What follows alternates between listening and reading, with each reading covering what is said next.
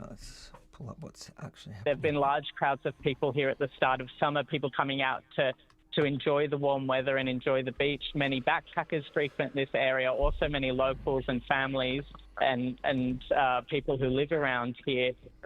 So the idea of having police boats, police choppers above us, and just a large number of police and paramedic cars lining the streets is just a complete shock to a community like this. It's just something that's likely to leave a very dark mark in this area. Sean Turek Goodwin from the Sydney newsroom down at Bondi Beach. A reminder, New South Wales Police say 2 people are in custody at Bondi Beach. There is an ongoing police operation after an active shooting. People are being advised to avoid the area. We've heard from a spokesperson for the Prime Minister and also the New South Wales Premier, Chris Minns, who says that the reports and images coming in out of Bondi tonight are deeply distressing and urging people to listen to the authorities. Sean, can you just talk us through the scale of the police operation there? Just how many emergency services can you see in front of you? How many workers down there at the moment? I can see a large number of workers. The most type of workers I can see are paramedics. But I can see up the Campbell Parade here, which stretches along Bondi Beach, and it goes up, curls behind the Bondi Icebergs Pool and up to Bondi Road. I can see police cars and sirens right down the other side of the beach. People are being excluded from this area. We were turned around. The police stopped cars from entering very far up towards the hill on the complete other side of the beach here. I can see sirens from the south.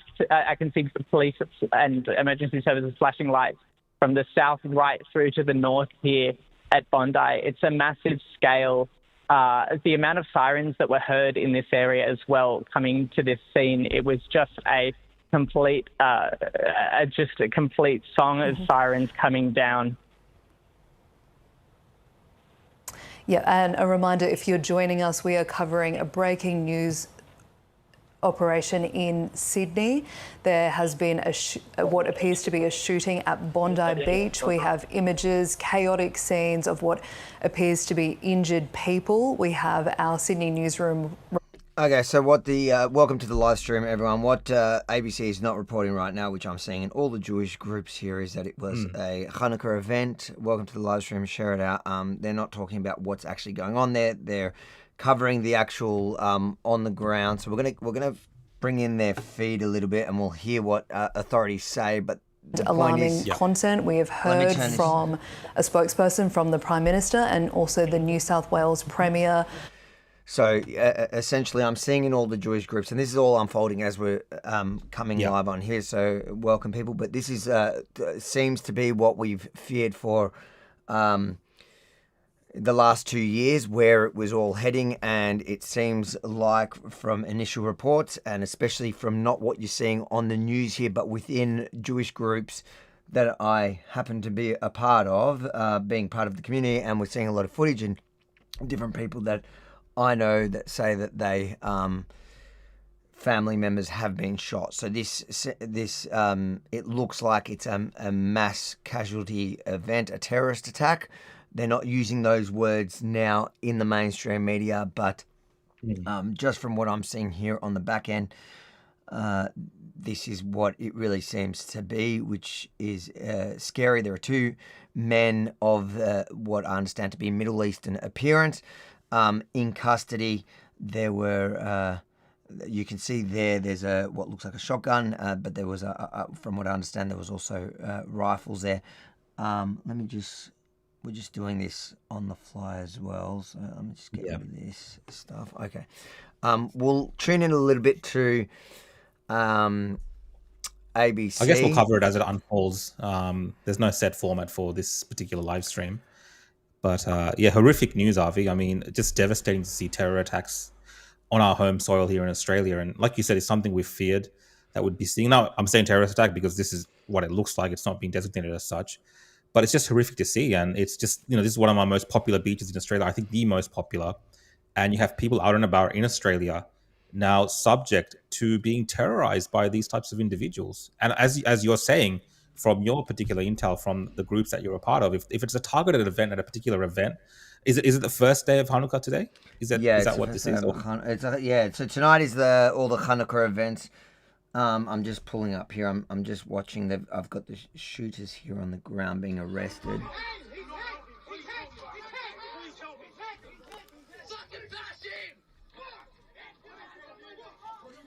So it does appear to be targeted. Of course, information is still coming in, and we might find out more information. But from the information that's coming in right now from various sources, it does appear to be this way. And again, just horrific seeing this in Australia. These type of mass casualty events and shootings, just sick. It looks like, from what I can see in this footage, and obviously we've got to be careful about what we share on screen here. Obviously, we're streaming on multi-streaming, so across YouTube and Facebook and different platforms. So we can't really put everything out there. But what we can see here is it looks like actually civilians apprehended, and you can see the guns on the ground. Well, yeah, there is a civilian actually kicking one of the guys on the ground once they've been captured. Yeah. Maybe we can blur the screen, Avi, and show some of this stuff as well. And you're seeing, there's police working on multiple victims.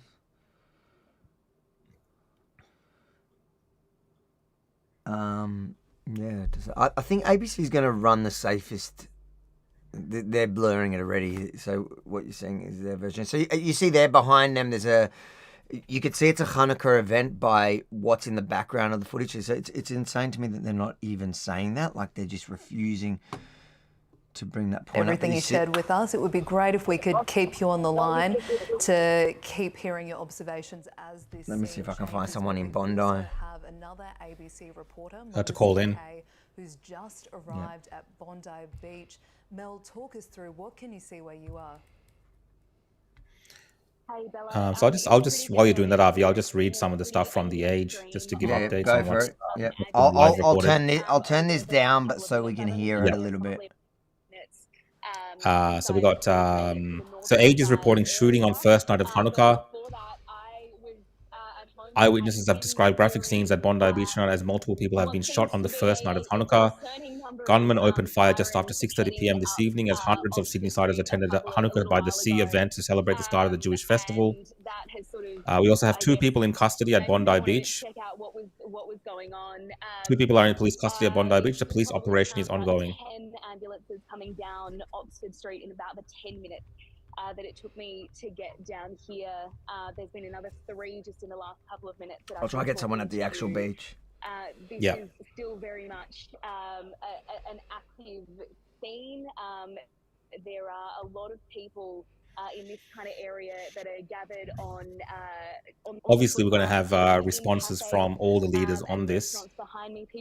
And I think seeing this in Australia, when was the last terrorist attack like this in Australia? The specific terrorist attack, was that the Lint siege? The police helicopter. The Lint Cafe was the largest. Lint Cafe. The last major terrorist attack in Sydney, or designated terror attack. The helicopter is sort of messaging that this is a dangerous situation. People that I have spoken to in the last couple of minutes, Bella, have just been telling me that they... So, community alert for the whole Jewish community in Sydney, which is mainly around that area, saying due to the unfolding events in Sydney, a decision has been made out of an abundance of caution that Chanukah in Melbourne is now cancelled. Okay. All Chanukah events in Sydney have also been cancelled. Thanks so much for those details, Mel, and for jumping online. Just a reminder, New South Wales Police say 2 people are in custody at Bondi Beach. There is an ongoing police operation. People are being advised to avoid the area. It appears that a number of people have been injured. We have our New South Wales newsroom reporter Digby Worthmuller on the scene. Digby, talk us through, what can you see where you are down at Bondi Beach? Look, it's very much still a developing situation here down in Bondi, and there's very little information that we can provide to you at this stage, but what we can provide to you is that police are currently searching the area where that Avi, where the shooting took place for explosives. I'll just give an update.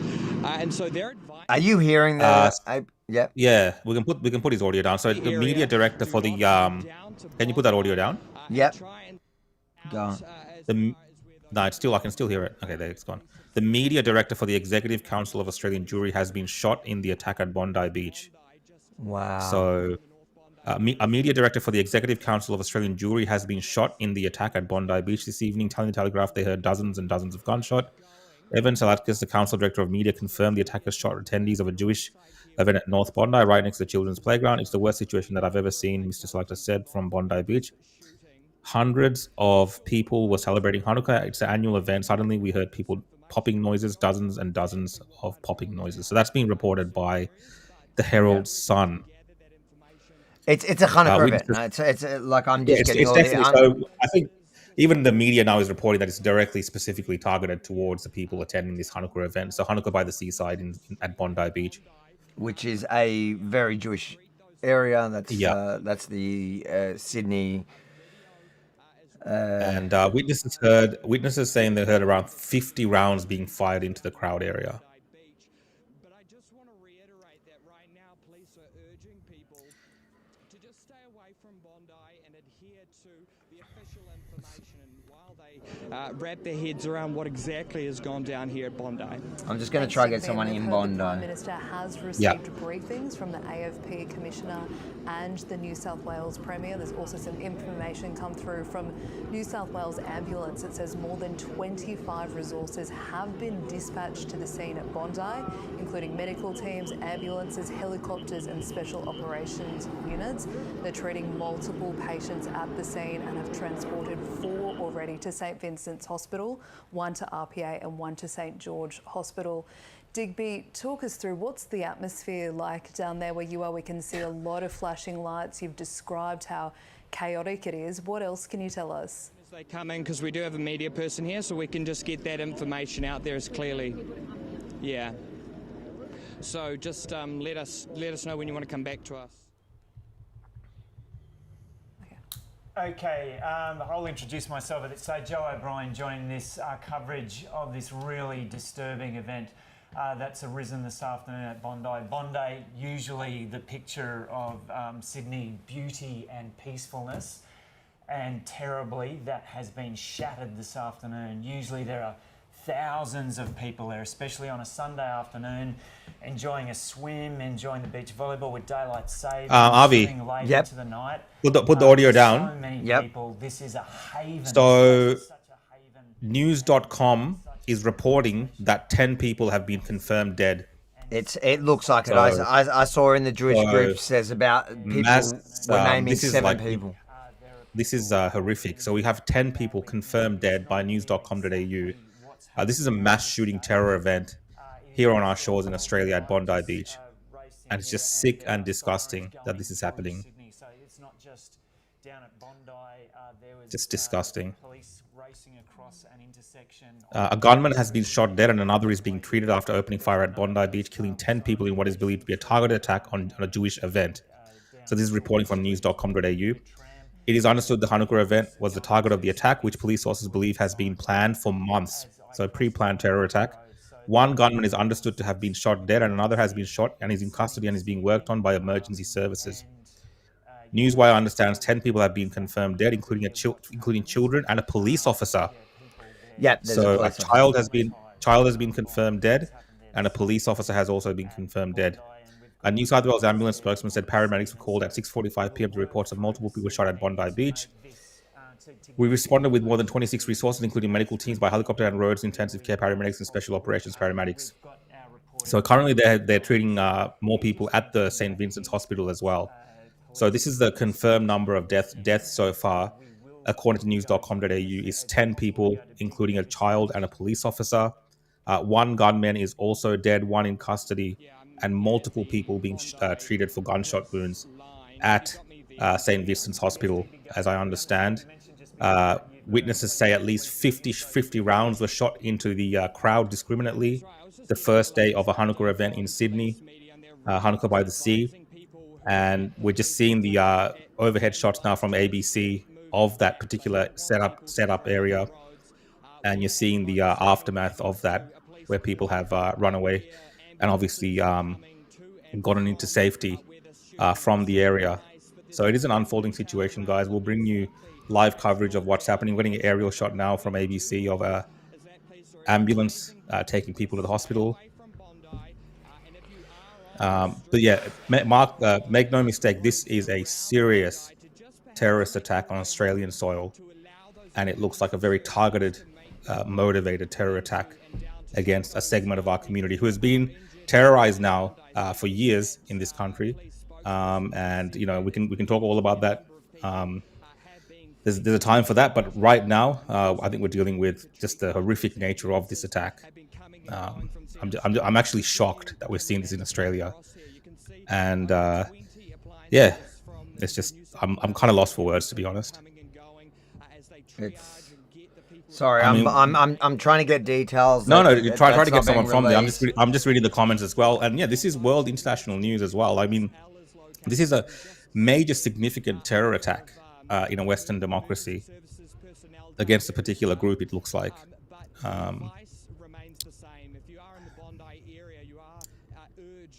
So you can see the aerial shots there of all the police resources and ambulance resources. Obviously, everything is being thrown at this by law enforcement.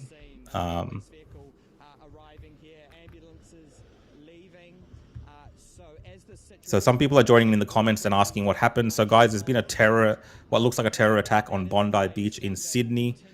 At least 10 people have been confirmed dead, including one child and a police officer, according to reporting from news.com.au. Looks like it was a targeted attack at a Hanukkah event, so targeted towards the Jewish community. And you know, we're just bringing you the scenes from ABC, the live cross from ABC, just to show you some of what's happening. You can see a lot of their police officers and ambulance workers there working on people, getting them onto stretchers, getting them onto ambulances.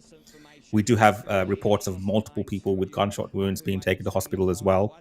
So the death toll right now stands at 10, including also, I believe, one of the gunmen is also dead, and one is in custody. I'm going to turn my mic off for 2 seconds just so, because I think I've got somebody that was there when the shooting happened. So just before I bring him on, I think it's an older lady. So I just want to talk to her before I bring her on. So I'll just stop my mic. You keep talking. Yeah, no worries. So guys, Ivy's just trying to get a live cross from someone from Bondi Beach that was there during the shooting. In the meantime, I'll keep bringing you live updates of what I'm seeing on the news, as well as we'll talk about what we're seeing on the ABC live cross as well. But if you're joining in, this is a obviously tragic day in Australia. I think this will go down as possibly the worst mass casualty shooting of this terror nature in Australia after a long time. So let me just have a look at the news sources and see what we can get you guys some more information. But you know, the stuff that's online, we're not playing all that footage because a lot of it is graphic, but there is a lot of graphic footage floating around online of people lying on the floor dead with gunshot wounds. It looks like a scene, you know, when I'm looking at these videos of people, Australians on the ground with blood streaming out of their faces and their heads. It looks like a scene out of October 7th there on Bondi Beach. And these evil people that did this to these people, they're just sick, disgusting terrorists. And it's just horrific looking at these footages. I'm looking at footage of people working on people on CPR. I just can't believe what I'm looking at. Just to see in this images, it's just, I can't believe it. He said this incident lasted about 10 minutes. He described it as absolute hell on earth and said that it was an incredibly shocking thing he saw. And these again are confronting details. People just sick. Lying in pools of blood who appeared to have been shot. I asked him if he believed that anyone had been killed. And that was the description he gave to me. We'll just have to leave you there because we're just hearing that our other reporter, Digby Worthmuller, has an update for us. Yeah, so just coming to you live here from Bondi, and we've just been speaking. Can you suck the sound up, Avi? That the active threats, those shooters have been neutralised by police, and there's no ongoing active threat to the public down here in Bondi, but it's very much still an active. All right. The report is saying there's no active threat according to police, so they've been neutralised. From what I've heard, the description of the shooters have been given as brown Arab-looking men. Well, again, it's not confirmed yet. Just from the footage that's floating around online, there is footage of people holding these people down. Again, it's not 100% confirmed. Guys, we'll turn up the volume and give more updates from ABC. Avi's just talking to someone who was there, and he's trying to get them on a live crossing to the show, so you can kind of hear Rukshan, Yeah. can you hear me? Hold on, I'm just going to turn down that one. So we've got Sylvia on the line, who was actually there when it happened. Sylvia, I'm just going to put her. It's not just I was there. I was near the terrorism, near them, and they was coming to us. Like 7th of October, they coming to us, the Muslim. No police, no security. It was CSG, but they didn't have a gun. CSG. So what exactly happened? You were there for the Chanukah event. The Chanukah, I go every year to the Chanukah in Bondi Beach, Bondi Beach. I live not just by, and I go every year. And this year I went, it was in 5 o'clock, and it happened, I think, in 6:30. I'm not sure what time it was. And suddenly I was sitting laughing with my friend. Suddenly I heard some gun. No, I thought it's like, that Fireworks. Firework. Sorry, I'm Israeli, so firework. So that's what I thought. So then I turned around, I saw 7 Muslims with the beer. I think they're religious, with women costume, on shooting. With the big, the M16, the gun, it's not a gun, it's the gun, the M16. M16, the rifle. Everyone, all Bondi Beach ran away, not just that, but everyone in Bondi Beach ran away. But we are stuck there because a lot died, and they are injured, a lot of injured. A little girl died near me. Another couple died. Everyone that was near me died. How did you get away? I was waiting, I pretend I died. A rabbi was near me, covered me. I think he was like, and I put something on me. I couldn't breathe. They said not to talk, not to breathe for 45 minutes. And the shooting didn't stop. Someone called the police. In the moment he called the police, he died. They killed him. So someone else tried. The police come just after 45 minutes. They didn't know. They're screaming. They don't know what they're doing. And I stand up. I was so scared. On the shock to see all the kids, babies, kids dead. So you're saying more than one, because right now they're reporting one child dead. How many people did you see? And you saw more than one child? There was a lot of them was bleeding. Yeah. On collapse. The bleeding in the head on collapse. So the police become ambulance. A lot of ambulance. A lot of them that was dead, they covered them. So I saw a lot covered them. Are you okay? No, I'm not. I don't know how I survived, I'll be honest with you, because everyone near me dead. And when the police comes, they said, you can stand up. I was so scared. I'm in shock. I live alone. My son is in Israel. My daughter in Israel. One in Melbourne. I don't know if you know her family, Brava. She lives in Melbourne. Yeah. She called me all the time because I sent her a video. I got a video. You can see the video before it happened. Where they were just doing the Chanukah event. How far into the Chanukah? I was just was laughing on that. I couldn't believe it. The shooting was like every time they shoot, they say Allahu Akbar. What was that they were saying? Every time they were shooting, they were screaming Allahu Akbar. Avi, I thought I'm going to die. And I said, Shema Israel. The rabbi said, Shema Israel. Everyone was bleeding in the head. They come, the ambulance comes, they start covering people. So I didn't know. I was so shocked. I wanted to go out. I ran away. And the police said to me, they can be everywhere. So I start panicking more because a lot of them. And there was, in Bondi Beach, Bondi Beach? Yes, I live yes. in Bondi Beach, Yes. but you know what is there? It's some stairs, a stair. Like a stair that you can go down. They were standing up near us in the stairs and shooting. On the police, 45 minutes, I couldn't believe it. The police just next door to us. The police next door in Bondi Beach. And it took them 45 minutes. You're saying it took 45 minutes for police to arrive? Listen, Avi, they didn't give us the police. They said, we are safe, you are safe. They said to the CAG, you are safe. No one. It was no police. CAG doesn't have a gun. How are they going to protect us? The CAG was in the floor also.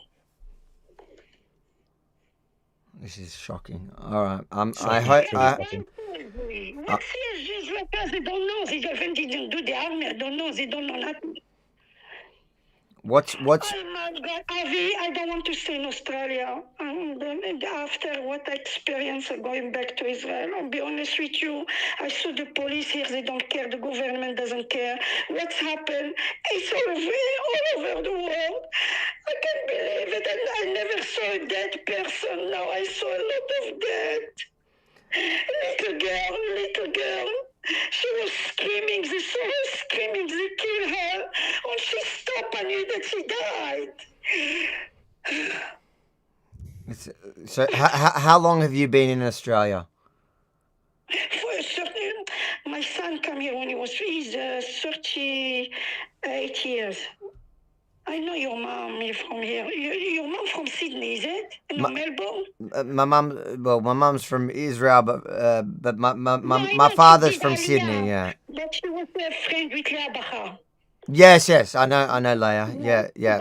But your mom used to live in Sydney or Melbourne? Yeah. They lived in Sydney for a year and then they moved to Melbourne. I Yeah. know your mom. I used to see her in school everywhere.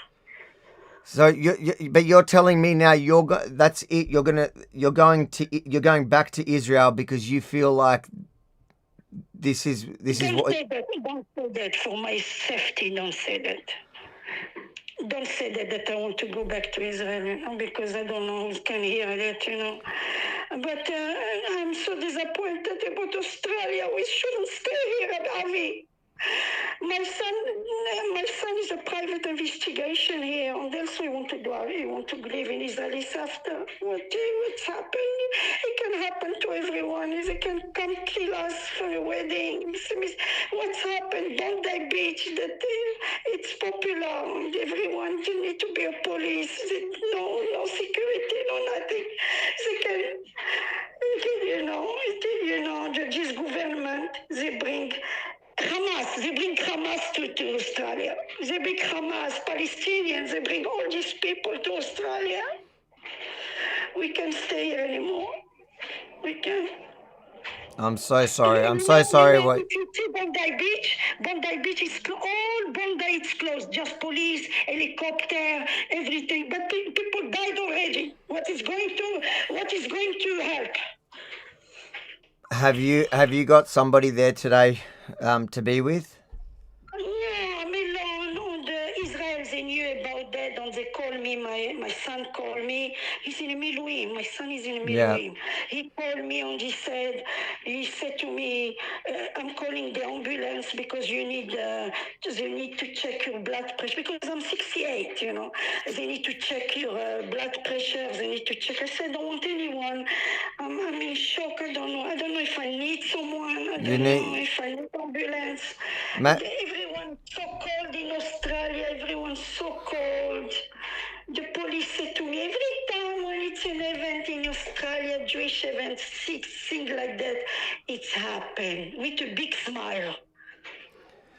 So, I felt like to kill her. Please let somebody come and see you and see that you're okay and take your blood pressure. Yeah. The ambulance, they all going. I'm sick of the going. But see, just let your son know. We're going to let you off the line here, but make sure you're okay because what you've experienced tonight is a shocking situation. The singer will call Hatsala. Call Hatsala or call or if you or message. I'll message somebody to make sure that they can check in on you. Yeah, maybe Hatsala to check my blood pressure. I'm not well, you know. I'm going to sleep. I never saw dead people, and I saw them now. Even I was in the army, I didn't see dead people like now. You're saying to me in the army in Israel you didn't see that bad people that you saw in Sydney and Bondi tonight? No. That time when I did the army, it was like a long time ago. It was not bad like now. Yeah. You know, I didn't see, you know, like face to face like someone. What you mean? I didn't see like someone that is really in life, near you, friend, talking to you on dead. Yeah. This moment, I never saw that. Was there somebody that you knew there that was killed that you know was? All my friend, one of them died. Actually, one of them, I think she's injured. I didn't. She was bleeding. Her son died in the Lebanon war. You know her? She's from Sydney. She's a friend of mine. She died. He died in the time of Lebanon war, the second Lebanon. Oh yes. I know. That's when I. She was talking with me on Sunday. She was bleeding, so I don't know if she's still in life. I don't know. Didn't see her. I'm just in shock. Believe me, I'm shocked. So she was talking to you when she got shot. Nashekabad, WhatsApp. I'm religious, so I'm WhatsApp with Nashekabad. Yeah. And they're all doing Tehillim. What is going to help all this? I don't know. I don't know. Hashem loves me. I'll be honest with you, Avi. Hashem loves me because I had this bad feeling. Every year I go to the Chanukah party. And I had this bad feeling. I dress up and then I take off my blouse and then again, no, I go. No, you know how sometimes you go, I go, I don't go. Is Hashem give you the... Hashem give you a signal that not to go. Yeah. I should listen. I didn't listen. I went like someone pushing me to go. What would you say to the government now? What would you say to the Australian government or the state government? I'm very disappointed for the police. I don't know if the police, the government that bring all this bloody, that bring them to our country, and I knew it will happen. Avi, for sure you too, you knew that something like that will happen one day. And it happened. It's happened. I used to live in Ashdod near Gaza.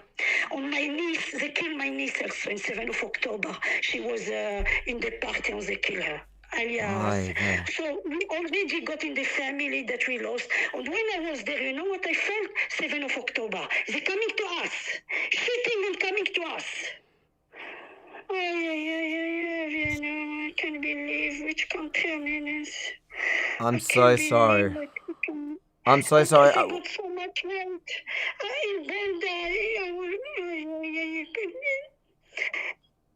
Did you hear helicopter? Yeah, we can see it. We can see Bonnet. Look, I'm gonna let you go. I'm gonna message somebody just to make sure to check in on you and make sure you're okay. No, your name's not mentioned. I'm just gonna tell you. I'm gonna tell other people to. Yeah.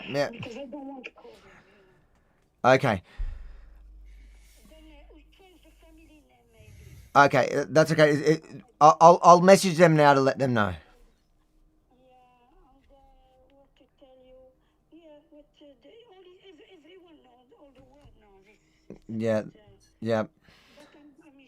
Isaac Herzog has said here about this event, but he says it's a terror attack against the community Hanukkah celebration on Bondi Beach.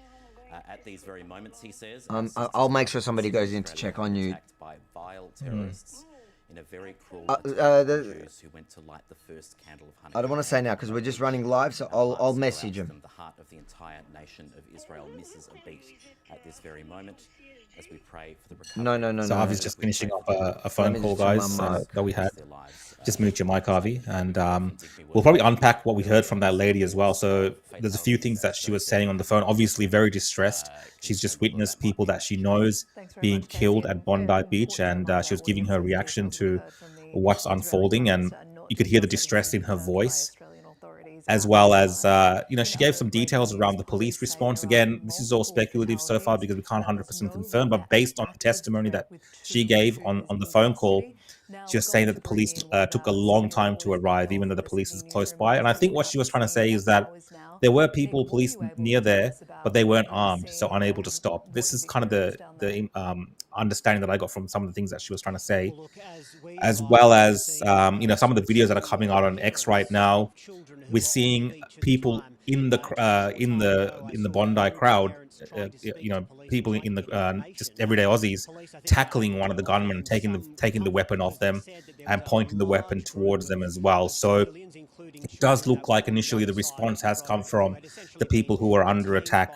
So I'm not sure exactly how long the police took to respond, and we do have reports of at least one policeman being shot dead as well, according to news.com.au.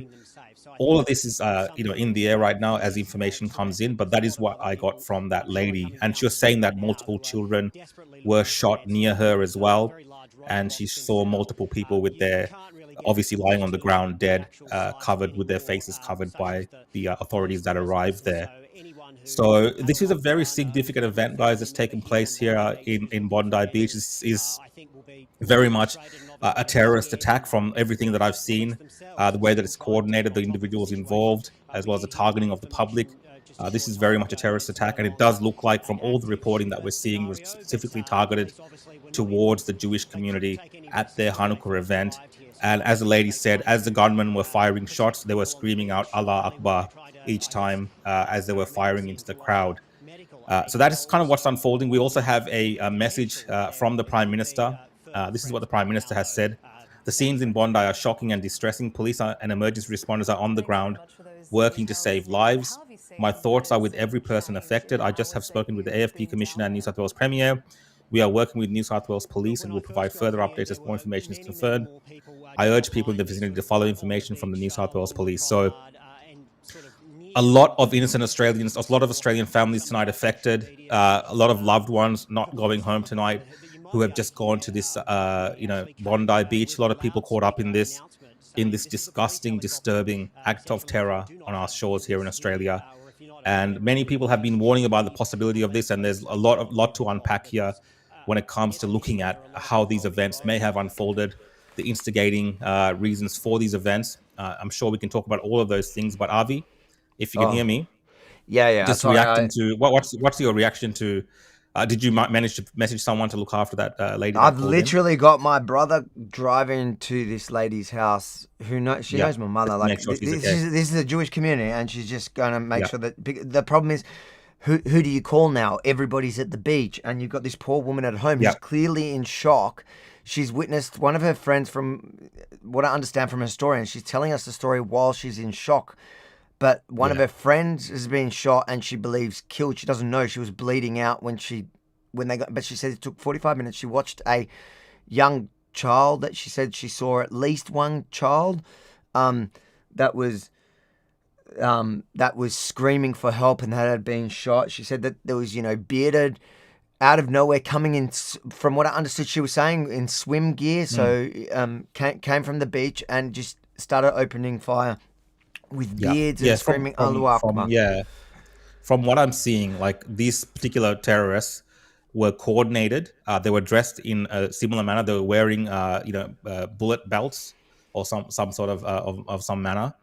And this is not a spontaneous attack. Make no mistake. There has been some level of planning into this that has gone into this for this particular day. And it's sick and frightening just to hear about from that lady, the response of our law enforcement, if that is the case.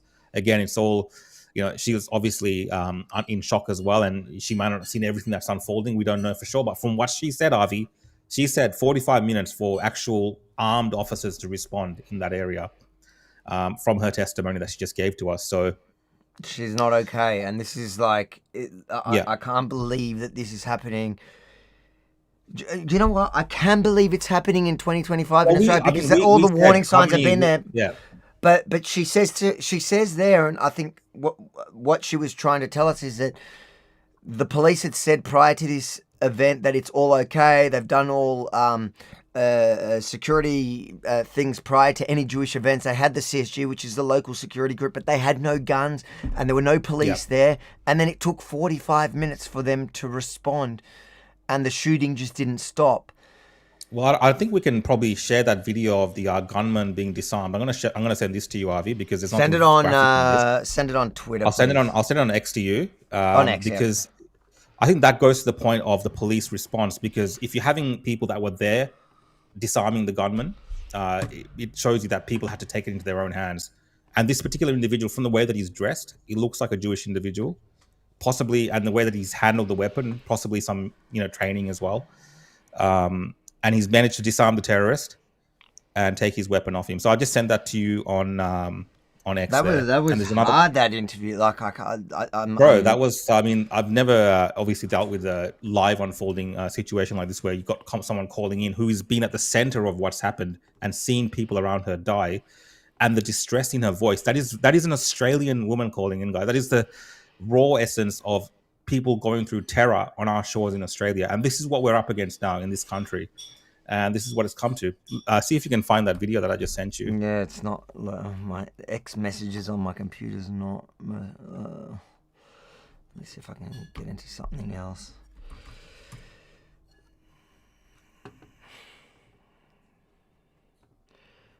Can I WhatsApp it to you? No, that doesn't work. No. Can you email it to... I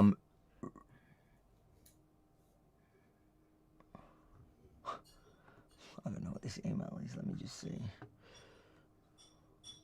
I'll take a photo of it. Send me it to this email. Yeah, WhatsApp me the email address. Yeah.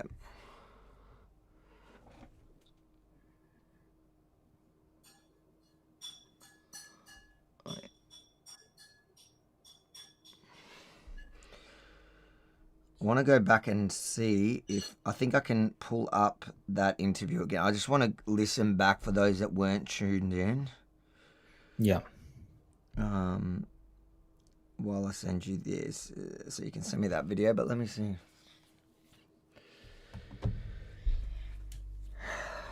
Let me see if I can pull up, because I think it'll come up as a few minutes ago.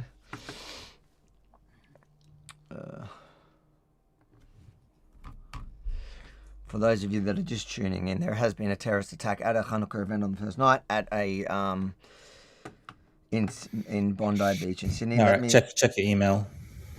Yep. Okay, let me pull that up first, and then we'll go back and just listen to that interview.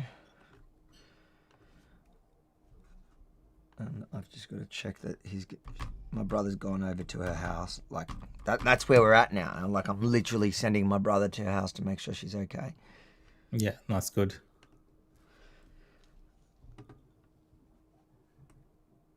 Okay, here we go. Yeah, this is the video that... And we've got a close shot of one of the terrorists as well, so I'll send you that as well. Here you go. So that's a shot of literally that. Look at that. Yeah. Insane. Watch this again. A civilian has tackled the gunman, taken his gun off him. And I don't know if he shot him, but he's... No, he's not shooting him. He's calling people over. I mean, he restrained himself. I mean, this is the epitome of a heroic act in that situation, to put yourself in harm's way. Yeah, 100%. And look, and the fear that would be going through someone. And the fear that would be going through your head in that moment as well, because you see he puts down the gun. Oh, look at the coward. Look at what a fucking dog. What a dog. Like he runs like a little coward without his gun from some old guy. Yeah. Did you just see that? There was some old Jewish guy there. So you see the guy that pulled the gun off him has put it to the side because he's obviously gone, oh crap, now I look like I'm the shooter. And you got some old Jewish guy throwing some like anything at him, and he's running like a little coward because without that weapon where he could shoot kids, and this is the thing, for 2 years, these are the people that have been screaming child killer at Jews, walking down the street for looking Jewish, but when they get the freaking chance, even here in Australia in 2025, they take it to shoot kids. And then when you have an old man up against you when you're unarmed, suddenly you're running away. Yeah. And look, what I understood from what the lady told us as well, they've had this, like you can see in that particular video there, they have this higher position on this bridge from what I'm seeing on a higher plane, and they're shooting down into the crowd as well. Yeah. So, you know, people pretty much had no defense is what it appears like. Like people were just mowed down. And I am, you know, I would not be surprised. You can see the guy that threw. You can actually see that guy that threw the thing at the gunman as he was running away. His friend has shot him, and you see then he's holding his arm after. And now you can see in the back somebody's police. There's finally police. Yeah. There's finally police. That's the police officer that I think got shot. I'm going to pull it in case it gets thing. I sent you a close-up image of one of the individuals, that individual on the bridge, if you want to bring that up. Yeah, 1 second. And then I want to definitely that guy that disarmed the terrorist is a hero, because absolute legend. That's the guts that it takes to stand up during that time and protect your fellow man when someone is armed in that way. Yeah. So that's one of the individuals. That's the one that shot the other guy. Yeah.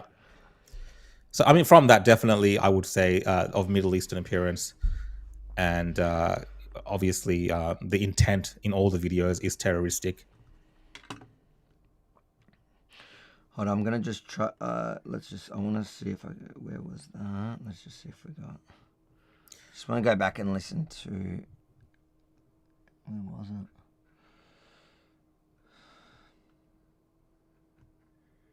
So someone's asking in the comments, from what the lady says, there was police presence there, but they were unarmed. They were unarmed. Security group. There was no police. There was no police, but whoever was there was unarmed. Yes. And for an armed response, she is saying, I believe, again, from what she understood, it took around 45 minutes. Now, again, a lot of this will come out later on, and we'll obviously get a timeline of this. There was going to be a lot of accountability around this. This is a major horrific shooting terror attack on Australian soil. And every little piece of information surrounding this, how it was planned, what happened on the day, the police response, every single detail, no doubt, will be fully investigated in the fullness of time. But for now, obviously, we'll bring you things as information as it comes in. Sometimes in these type of incidents, some of the information you have to take it in a speculative nature, what people are saying, and their understanding of the situation as it is. But in the fullness of time, we'll definitely have a exact and more clearer picture. But for now, we'll bring you live updates on what people are saying from on the ground, and the response of authorities, and any other press conferences that we see. We'll bring you live coverage of that as well as we go with this live stream update. Yeah, let's have a listen again to what, because I don't think anyone else is running witness testimony like that. A live witness testimony. Let's have a listen to it. I know that all the Israeli media is messaging me now, trying to get a hold of this. So let's just run it again, because I think it is important to actually hear what's going on. We're just going to turn up the sound. What happened? Just from the footage that's floating around online, there is footage of people holding these either people at down. the festival or down the beach. Again, it's not 100% confirmed. They heard shooting, and then obviously the word travelled quite fast, and so they just ran for their lives. Oh, sorry. As I mentioned, one of my friends was at the festival. So what exactly happened? You were there for the Chanukah event. The Chanukah, I go every year to the Chanukah in Bondi Beach. You know Bondi Beach. I live not just by, and I go every year. On this year I went. It was in 5 o'clock, and it happened, I think, in 6:30. I'm not sure what time it was. And suddenly we hear. I was sitting laughing with my friend. Suddenly I heard some gun. No, I thought it's like, that fireworks. Firework. Sorry, I'm Israeli, so firework. So that's what I saw. So then I turned around. I saw 7 Muslims with the beer. I think they're religious. Yeah. With swimming like the M13, you know, the gun. It's not a gun. It's the gun. The M13. M16, the rifle. Everyone, all Bondi Beach ran away. Not just that, but everyone in Bondi Beach ran away. But we are stuck there because a lot died. They are injured. A lot of injured. A little girl died near me. Another couple died. Everyone that was near me died. How did you get away? I was waiting, you know, I pretend I died. A rabbi was near me, covered me. I think he was like, and I put something on me. I couldn't breathe. They said not to talk, not to breathe for 45 minutes. And the shooting didn't stop. Someone called the police. In the moment he called the police, he died. They killed him. So someone else tried. The police come just after 45 minutes. They didn't know. They're screaming. They don't know what they're doing.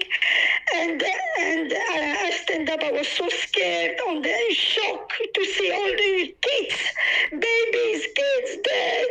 So you're saying more than one, because right now they're reporting one child dead.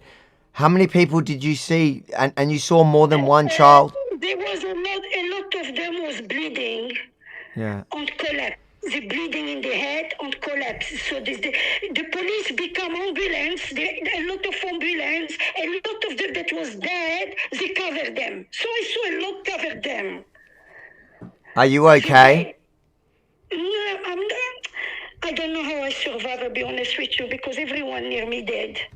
And when the police comes, they said, you can stand up. I was so scared. I'm in shock. I live alone. My son is in Israel.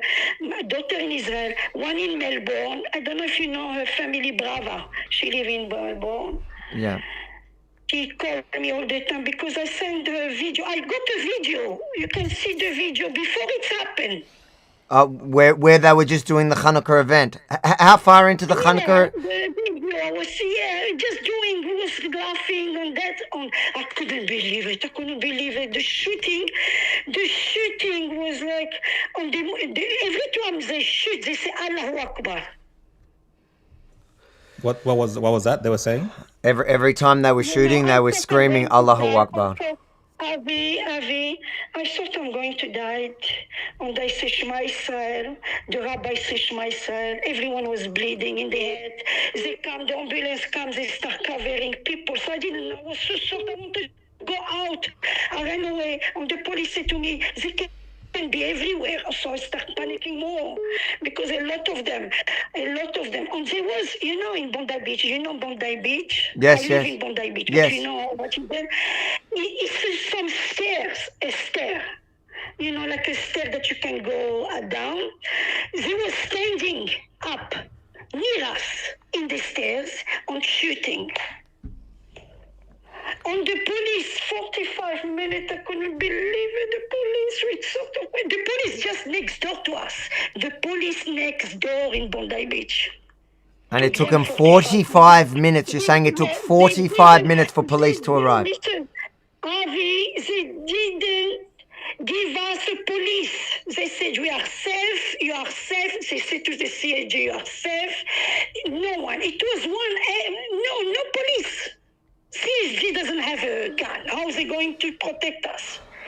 The CSG was in the floor also. This is shocking. All right. Yeah, I hope. What CSG is like us? They don't know. They didn't do the army. I don't know. They don't know nothing. What's? Oh my God, Avi, I don't want to stay in Australia. After what I experienced going back to Israel, I'll be honest with you, I saw the police here, they don't care, the government doesn't care. What's happened? It's all over the world. I can't believe it, and I never saw a dead person. Now I saw a lot of dead. Little girl. She was screaming, they saw her screaming, they killed her. When she stopped, I knew that she died. So how long have you been in Australia? For a certain, my son son came here when he's 38 years. I know your mom is from here. Your mom from Sydney, is it? No, Melbourne? My mom's from Israel, but my she father's did from Sydney, Aliyah, yeah. but she was a friend with Leah Baha. Yes, I know, Leia. Yeah. But is your mom used to live in Sydney or Melbourne? Yeah, they lived in Sydney for a year and then they moved to Melbourne, I yeah. know your mom. I used to see her in school everywhere. So but you're telling me now that's it. You're going back to Israel because you feel like this is what. Don't say that for my safety. Don't say that. Don't say that I want to go back to Israel, because I don't know who can hear that, But I'm so disappointed about Australia. We shouldn't stay here at Avi. My son is a private investigation here, and that's what he want to do. He want to live in Israel after. What's happened? It can happen to everyone. They can come kill us for a wedding. What's happened? Bondi Beach, that it's popular. Everyone need to be a police. No security, no nothing. They can, this government, they bring Hamas to Australia. They bring Hamas, Palestinians, they bring all these people to Australia. We can't stay here anymore. We can't. I'm so sorry. I'm so sorry. What? If you see Bondi Beach is all Bondi is closed. Just police, helicopter, everything. But people died already. What is going to help? Have you got somebody there today to be with? Yeah, I'm alone. And Israel, they knew about that, and they called me. My son called me. He's in a Miluim. My son is in a Miluim. Yeah. He called me and he said to me, I'm calling the ambulance because they need to check your blood pressure, because I'm 68, They need to check your blood pressure. They need to check. I said, I don't want anyone. I'm in shock. I don't know if I need someone. I don't know if I need ambulance. Everyone's so cold in Australia. Everyone's so cold. The police said to me, every time when it's an event in Australia, Jewish event, things like that, it's happened with a big smile. So, I felt like to kill her. Please let somebody come and see you and see that you're okay and take your blood pressure. Yeah. The ambulance, they're all going. I'm sick of the going. But see, just let your son know. We're going to let you off the line here, but make sure you're okay, because what you've experienced tonight is a shocking situation. The singer will call Hatzalah. Call Hatzalah or call or if you or message. I'll message somebody to make sure that they can check in on you. Yeah, maybe Hatzalah to check my blood pressure. I'm not well, I'm going to sleep. I never saw dead people, and I saw them now. Even I was in the army, I didn't see dead people like now. You're saying to me in the army in Israel you didn't see that bad people that you saw in Sydney and Bondi tonight? No. That time when I did the army, it was like a long time ago. It was not bad like now. Yeah. I didn't see, like face to face, like someone. What you mean? I didn't see like someone that is really in life, near you, friend, talking to you on dead. Yeah. This moment, I never saw that.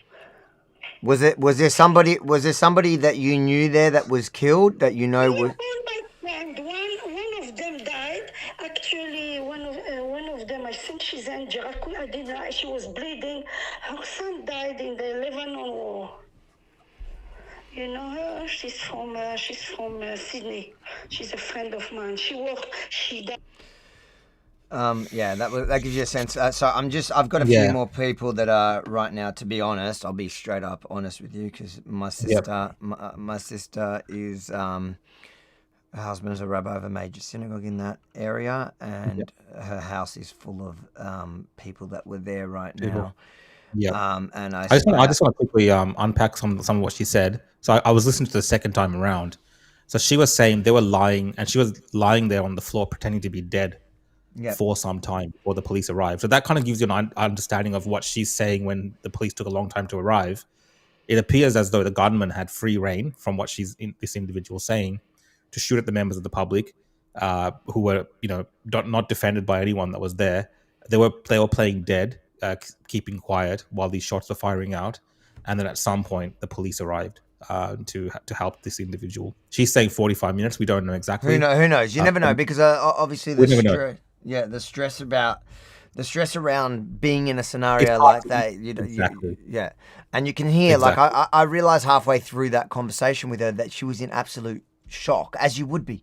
Yeah. If you comprehend what she's saying, she was there with her friends that she was just talking to, and she said everyone around her was dead. Yeah. She doesn't know how she got out of that. So I'll see if we can get other people that had witnessed what happened, but it might be quite difficult. My phone is going off at the moment. Look, I mean, no other media is really covering it in this way at the moment in terms of getting this kind of from down on the ground from people that were there, as far as I've seen. So if we do get more people live, that obviously be valuable in terms of understanding what happened. That's what I'm trying to get. Let's tune in. So apparently the Prime Minister now has weighed in, saying it's distressing scenes coming out of Sydney, which is an understatement, but yes. And you know what? A lot of this I lay at the feet of the government completely, but I don't know why I'm not getting any sound from that. So give me a second.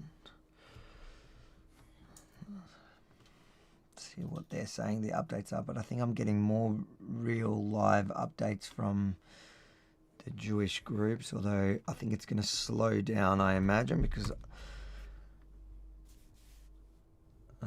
apparently there's been explosive found. I don't know if that's there's a lot of coverage, a lot of things coming out right now.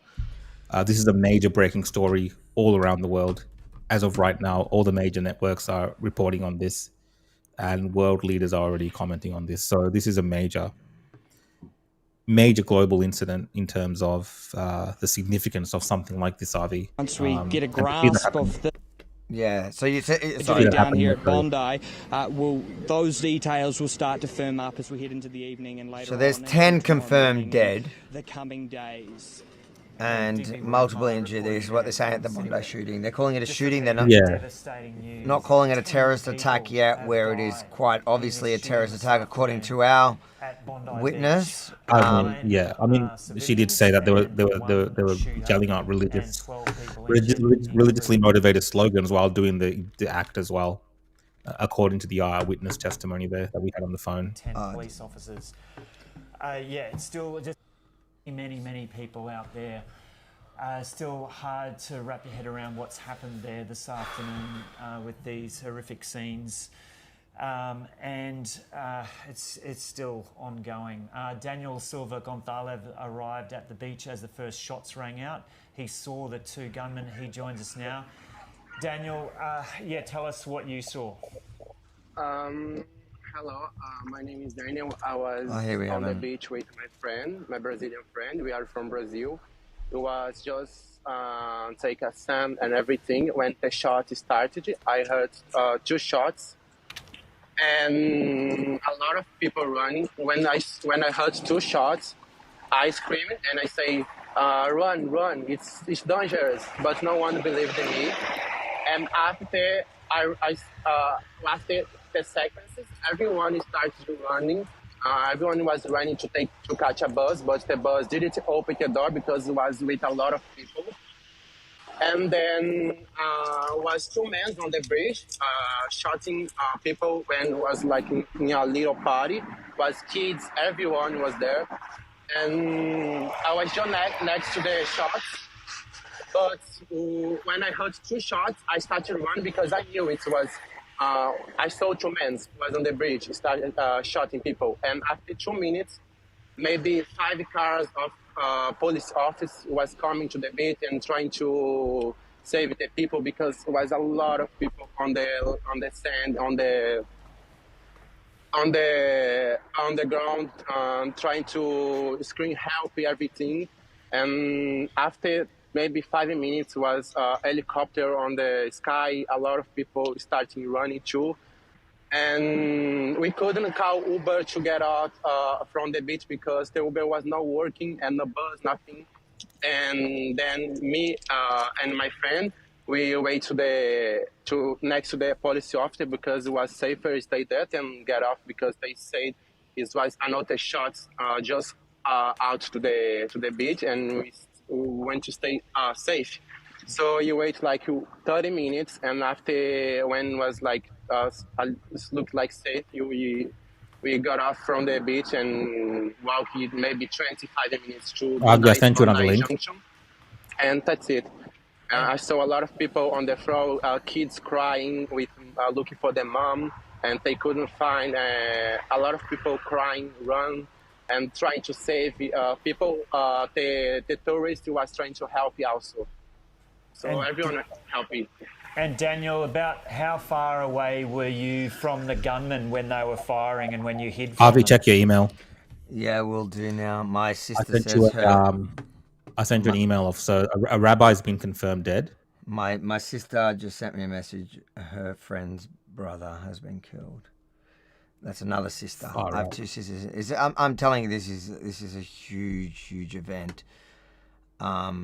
And you know, it was sadly so expected. We've been warning about this, and you have every loser on the internet acting like the Jews have been crying, and I'm sure by now the same characters. Well, I've already seen people saying false flag. Yeah, of course. Yeah, it's already started. Yeah, which is sick and disgusting. That this is how people react to these kind of scenarios. It's just twisted. Yeah. I mean, there's some gruesome like people have taken like selfies, afraid they're going to die. There's a man. I don't know if you've seen this particular photo. We can't bring it up on the stream. No, I'm not going to bring it up. The one, even the one that you gave me, it's here. The one I gave you. The one I gave you is fine. The rabbi. It was just the news of the rabbi being confirmed dead. No, you gave me the clothing with the blood in it. I think that. Oh yeah, don't worry about that. Don't worry about the graphic images. Mind you, I don't know how much of this. Like, I don't know. It's probably all going to get blocked anyways. Oh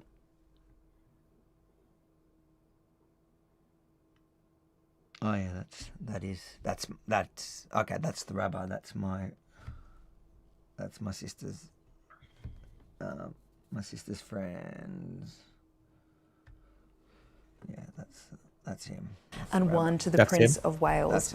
Police say a suspected improvised explosive device has been located, with the bomb squad being brought in for further investigation. That's new news just in. We have reporters who are all over the scene who've been joining us in recent hours.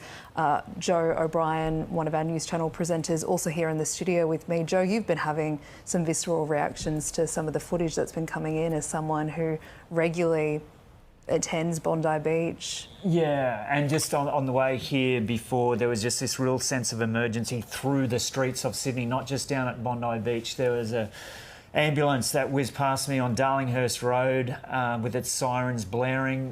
There was a police car that sped through an intersection on Oxford Street, nearly had a crash there, and then another car with its sirens blaring. There was another police car racing through George Street. Tram had to stop for it to get through. So just, yeah, throughout Sydney this evening, there is this sense of urgency, and now this sense of disbelief and heartbreak that 9 people have been killed by these gunmen who were standing. So no, they're saying 9, although it's interesting because he's saying 9, but they're on the reporters who have been joining us have these idyllic sunsets behind them, and that's the type of place Bondi Beach usually is. It's the kind of place where people enjoy watching the sun going down, going for a surf, having a picnic. I think unfortunately the death toll is going to be higher. It's going to be higher as these unfold. It's frustrating. It does look like a lot of people were taken in the ambulances with gunshot wounds to the hospitals, and I'm sure they're being worked on. And we pray for them to come out of this alive, of course.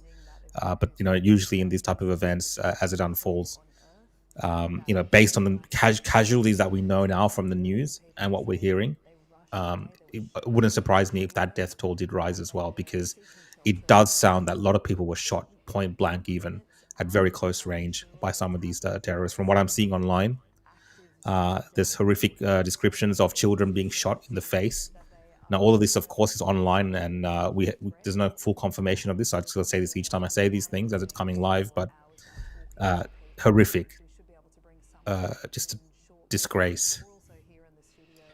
So it was the synagogue that was doing the event there was the like the Russian synagogue. So for people outside of the Jewish community, there's like every community, there's different groups and there's different synagogues. There's many synagogues in that particular area, and one synagogue, just like in Melbourne, you have like a Russian Jewish community. And that event tonight on Bondi Beach was the Russian Jewish community, from what I understand. In Sydney, and it is frustrating for me to hear the ABC talking about it as in, oh, this is just a time in which the beach is full of people looking at the sunset, when no, it was literally a targeted attack at a Chanukah event. And the victims that we're seeing coming through are all Jews that were targeted for one simple fact, because they were Jewish. And I know it's hard for the ABC to say that because it goes against their narrative.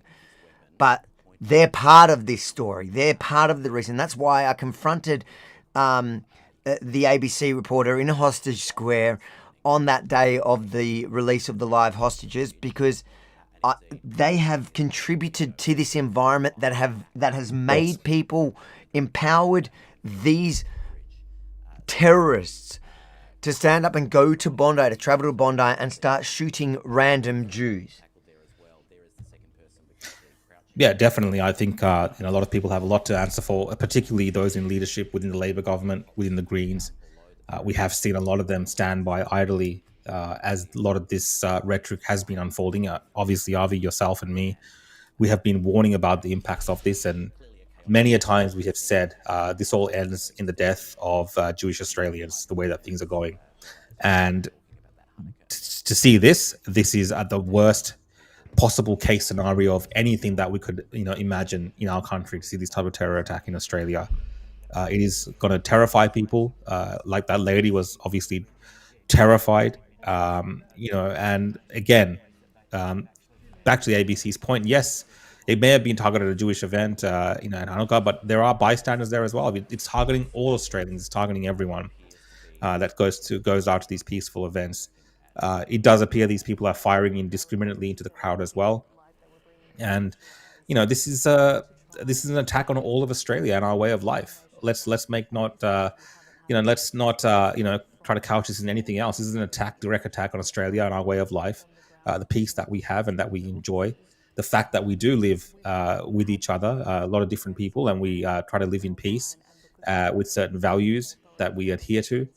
And it goes to a lot of problems that we've been discussing over the past few years, whether it's related to this particular conflict that's happened overseas, as well as the issues in Australia when we have people that don't assimilate or that have different ideas about, how to carry on their particular grievances in this country. And to think that this type of targeted terror attack, which has been planned, it seems, we have recent reports the police have found explosive devices which they're investigating with the bomb squad. So this is not a random attack. This is something that's been meticulously planned and carried out on this particular day. And to think that we have these kind of people amongst us in this country, if there's this particular group, I would want, of course, our authorities, ASIO and the police, to leave no stone unturned, finding out who these people are known to, if there's any networks associated with them, where they attend particular gatherings, perhaps, if they're being radicalized. These are the things that we need to know in Australia, because we cannot have this becoming normalized. It's sick already that this has happened in our country, and if we're not, if we don't deal with this properly, it's just going to be more and more of this. And we've seen over the years, Avi, terror attacks in other parts of the world, in other parts of the West, whether it's in the UK or in America. And we've always kind of felt like a bit distant from that in Australia, like in a little safe bubble. But now it's here. It's here now in our country. It's here in Australia. And this is the disgraceful, disgusting face of this type of terrorism that just targets innocent people going about their lives, practicing their faith or their religious holidays, whatever it is, doing just ordinary things at a beach, one of the most popular beaches in our country. They can't go there without having the prospect of these type of radicalized terrorists turning up there with weapons and bombs to kill them indiscriminately. It is sick and disgusting. And I think a lot of people have a lot to answer for, especially those in leadership, like our Prime Minister. I'm going to put myself in mute a minute. I'm going to see if I can put the volume up on this. I'll put the volume up on this, and you parade, and it's there that they're starting to work through car by car the exact threat that still might be lurking around those areas. So that bomb threat, they're not sure whether the shooters, when they came to Bondi, whether what could be in their vehicles. And so they're now meticulously working through to find out exactly whether it's safe to re-enter or not. So there is an exclusion zone in place around 50 metres circumference, and police are working. We did see some specialised devices be brought in to help with that bomb threat, and there has been some military personnel walking around that I have seen coming and going. So look, it's very much still a lively scene down here, and the wind has started to pick up quite dramatically. I mean, we had a light stand up that was blowing over, so the conditions are starting to get a little bit worse as we head into this evening. Thanks very much, still Digby. continue to bring you updates. Thanks very much. We'll come back to you. We're just going to bring in Marley Carroll. Marley, can you hear us there? Yeah, I can hear you. Hi, Marley. You're one of the people who's been caught up in this event this afternoon. Can you tell us about what you've just lived through? It was just like any Sunday arvo really at Bondi. There was just plenty of people down there, families, and it was a hot arvo. And I was walking back to South Bondi, back to our apartment, and we were near the grass area, and we heard, I think it was 2 shots at first, and everyone looked back. It came from North Bondi. Everyone looked back, and at first I thought, it's nothing to worry about, because you just wouldn't think something like that happening in Sydney. And then we just saw a rush of people run towards us coming from North Bondi. They were running away from the shooter to us. And that's when we realised everyone around us was just running, and people were running on the roads, car horns going off, people were crying. And I recall a group of girls running past us saying, he's shooting people. And that's just when it clicked that, like, it's actually happening. You just wouldn't think something like that to happen in Bondi and Sydney, out of all places. It was just surreal. Oh, it sounds it, Marley. Can you talk us through what you're thinking as you're seeing all of this stuff? Were you able to think at all, or were you just concerned for your own safety? Yeah, like, I knew I was far away from the shooters.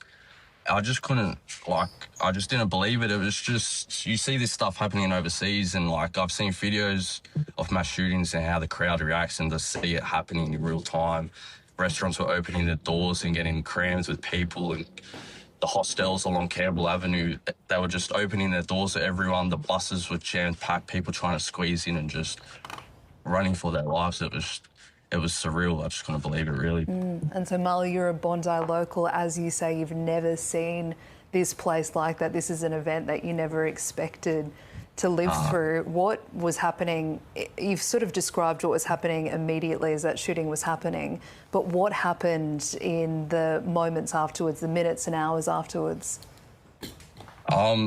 People were just, I was up on the south side of Bondi, up on the hill overlooking Bondi, just trying to get a glimpse of what was happening. We just saw everybody's bags and towels left on the beach. There was one of the lifeguard buggies, there was about a line of 20 people behind the buggy taking cover of where the shooter was, and people were just, it was just small talk between people saying the shots were still going off. This was 10 minutes after the first shot, and we could still hear it from the south end, shots going off, and we were just saying is this really happening? No one could believe it, honestly. And Marley, we've heard from some of our reporters who say that. So it's you're hearing now from a witness that was a distant from it, and compare it to. So it actually makes me believe the woman's version. Maybe not 45 minutes, but he's saying 10 minutes there was shooting going on. Imagine I mean, in that moment, it could feel like a lot longer for the people there, for sure. So we're just gonna we'll play that I think again because I don't think anyone has a eyewitness account like we've actually put here. So I think we'll play that again at some point. I'm just getting Benji to pull it on its own so we can just put it up on its own. But it's I'm concerned about what numbers we're really looking at when you hear somebody saying 10 minutes there was still shooting going on, and you're telling me that there's at this point they've got 10 confirmed dead. That's a concern, and I think we will have. I don't know how long we'll keep the stream going, but I do believe we should definitely be hearing from. I would be surprised not to hear from some of our leaders tonight. Confirming more of this information. I would be shocked if they did not speak to the public tonight, because obviously a lot of people are very distressed about what's unfolding here on a Sunday. Just start of the Sunday holiday period here. For many people who are religious, whether it's Christmas, Chanukah, whatever it is, and just people just going about their lives. People are out and about in public, and we're getting into the holiday season as well. So a lot of people out there with their children and families, and I'm sure people would be on edge seeing this unfolding in this country, in our beautiful country. So, crowd of people celebrating Hanukkah. This, as you've heard there from that witness, then it felt like it went on for about 10 minutes. The terrible news that's just come through in the last 15 minutes or so, 10 people dead, including one of the gunmen, 12 people injured, including 2 police officers, and scenes of heartbreak and devastation there at Bondi this afternoon, with people shot and injured. A massive response from emergency services to try to address the situation. One of the gunmen shot dead, the other in custody. Police say there were concerns there was possibly an explosive device planted in the area as well. They've said they've come across what may be a device that they're taking a look at now. They're asking people to stay away from the area. We're seeing vision of a man in a white t-shirt. I've got a 13-year-old who was there. Okay. He's going to talk to us shortly as well. Yep. And this is happening while the other gunman is still up on the bridge about 50 metres away and ends up firing at this man dressed in, we don't know if he's a civilian or a plainclothes police officer, but there's someone else kind of throwing, we might see it soon, kind of throws something at this man as well. I'll do it the same as we did before. I think it works all right. Just putting him on loudspeaker. While this other gunman is up on the bridge. So the terrible news in the wake of this, 10 people dead, including one of the gunmen, and 12 people injured. We have not heard a major media conference from authorities just yet. We just heard from our reporter that we're expecting that in about 20 minutes. So we'll bring you that live here on the news channel. Just repeating that because that'll be a key moment in information on this coming through, that major media conference happening in about 20 minutes. We'll bring you that live. Okay, 20 minutes. On the ABC News channel. That's from... Who's talking in 20 minutes? Sorry, I'm just... I think the police, the major media conference. Unbelievable what's unfolded there this afternoon. So just hearing online, the shooters' homes have been raided by the police as well. 7 with my colleagues. As you can see behind me, this is one part of the scene, but I'm just going to turn around and show you, if you can just see through past those bus signs there, that park area, that playground area, is where this all unfolded this evening. There are obviously a lot of police still there, and a lot of the media are being kept back. We've been here for some time. When I arrived this afternoon, there were still people about. The public was still standing around in shock, and it was a scene of utter chaos in that playground. There were people on the ground. There were lots of witnesses helping police, obviously, ambulance. There were still police and ambulance streaming into the area as well. Eventually, police managed to get a lot of the crowd back. There were hundreds of people at Bondi. It was a really hot day today. They eventually got the crowd back and away from the area. We know that it's been obviously a distressing time for the public, but there were police officers with tears in their eyes, telling me to move on. I've spoken to witnesses who said that, as you described it, like the 10 minutes of hell, it was just utterly extraordinary. And have most people cleared out from the area now? Because we've heard from police just in the last 10 minutes or so, 10 or 15 minutes, that there is concern that there may be, that they've come across what's suspected to be an explosive device. Have people generally cleared the area? Yes, they have. There are a few people hanging around. Obviously, a few of the media are still here, and a few members of the public. A lot of police, a lot of ambulance officers. As you can see behind me, it is mostly clear of the public, though. There's just a life-saving headquarters here, Surf Life-Saving Club. I've seen lots of the lifesavers be part of this effort as well. They were obviously the first on the scene. This is their building, and they were just meters away when this happened. I've seen some of the surf lifesavers hosing down clean blood off their boards this evening. So extraordinarily harrowing for them, as well as the general public who've been here, who just witnessed something. I think one of the earlier guests said that just does not happen in this country. Yeah. Okay, Isabel Rowe reporting there from North Bondi. And just repeating once again that we're expecting that key media conference from police in about 15 minutes, and we'll bring you that live here on the news channel. What we know so far, 10 people are dead, including one gunman. After a shooting at Bondi Beach this afternoon, a second shooter remains in police custody. 12 people were injured and have been taken to various hospitals. 2 police officers were also injured. Emergency services remain at the scene, but police have confirmed there is no active threat to the public. But police are reiterating that people should stay away from Bondi Beach despite the 2 shooters having been neutralised. There is an ongoing bomb threat in the area, police say, and they are working to disarm what they've described as an IED, or improvised explosive device. We've got a number of reporters who have been at the scene giving us their first-hand recounts of what they're seeing, stories from people on the ground. We've heard some harrowing details, people describing this as hell on earth. We heard that there was a Jewish event, a Hanukkah event happening at a playground that was underway at the time of the shooting. We've seen vision of gunmen being knocked to the ground by people in normal clothes. We don't know if that is a plainclothes police officer or a member of the public. We're waiting for this press conference in 15 minutes to have these details confirmed by authorities. We have reporters all over the place, including outside St Vincent's Hospital in Darlinghurst. Now, this is a location where 6 people have been taken. We're going to go live now to Jeremy, who is there at the hospital. Jez, what can you tell us about the scene there at St Vincent's Hospital?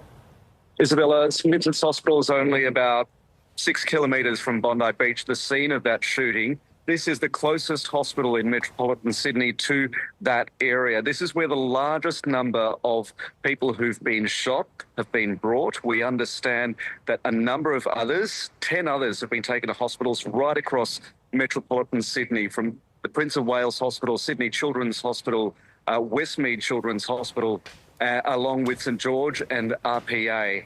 Now, what we know is that a number of staff here have been called in because of the surge of patients this evening.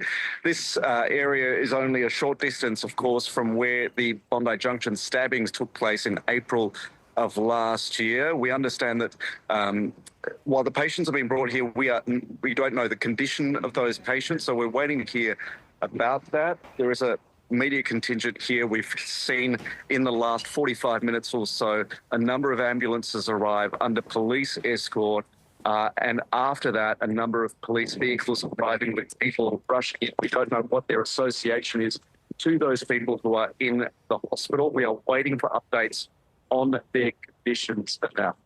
And Jez, it sounds like just standing outside that hospital, you do get a sense of the emergency that is unfolded in Sydney this afternoon. Absolutely, Isabella. Look, I mean, the people are just absolutely struck by this evening. I was on air with the 7 p.m. news in New South Wales as this story broke, and I can tell you the feeling in the newsroom was one of familiarity, that this has happened only a short time ago, that the city was quite struck by the Bondi Junction stabbings, and here we are just before Christmas with this happening. And so, yeah, it really has captured the city. There are people texting left, right and centre, checking that being a Sunday morning in Sydney, people are checking on each other, making sure that, you know, those they know who live in the area, who go to Bondi Beach, who enjoy a Sunday morning in the water, are safe this evening. Jez, as you say, this is a community that has been traumatised before. Many people on edge waiting for more news. Thank you so much for those updates outside St Vincent's Hospital. We're just going to move back to our reporter Digby Worthmuller, who is at Bondi Beach. He is at that scene where there was a shooting earlier today. Digby, we understand you've got someone there who has witnessed what's happened today. Yeah, that's right. I'm just here at the exclusion zone here in Bondi, and I'm speaking here with Finn. Now, Finn, you were down at Bondi at the time this all happened. Now, just through what you saw, can you just run me through what exactly you saw? So my apartment's on Campbell, where it all was happening. And at the time, I was currently on FaceTime with my family from back home in London. And I just heard a few fireworks going off. That's what it sounded like anyway. So I sort of took my mum to have a look, see what was going on, almost show her the view in a way. And the next thing you know, I saw a white car with a guy shooting, firing from his car. And then I saw, there was an older lady who was killed. And then a guy on the left-hand side. So I just didn't know what to do. And my parents were saying, "On call, take cover, take cover, take cover."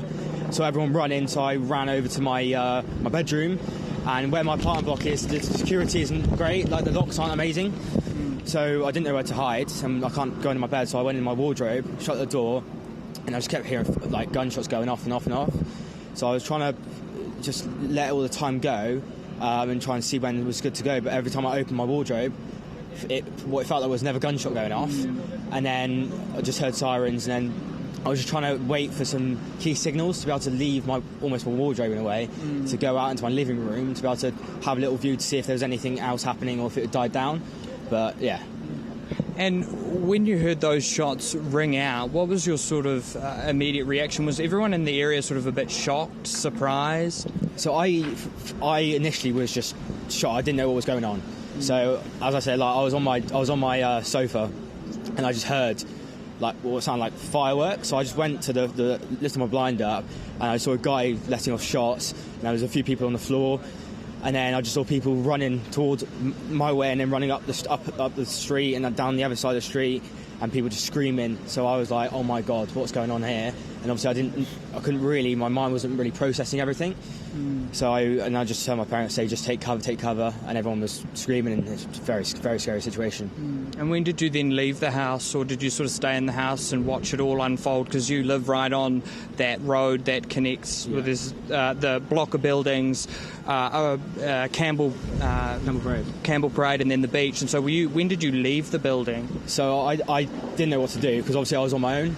So I was just in my apartment, in my wardrobe for the best part of, I would say, an hour and a half. Just just trying to see what was going on, trying to hear, because where my bedroom is, the window was open, so I could hear certain, they were doing different speeches and things like this to try and give information and stuff like that. So I was trying to hear the best I could.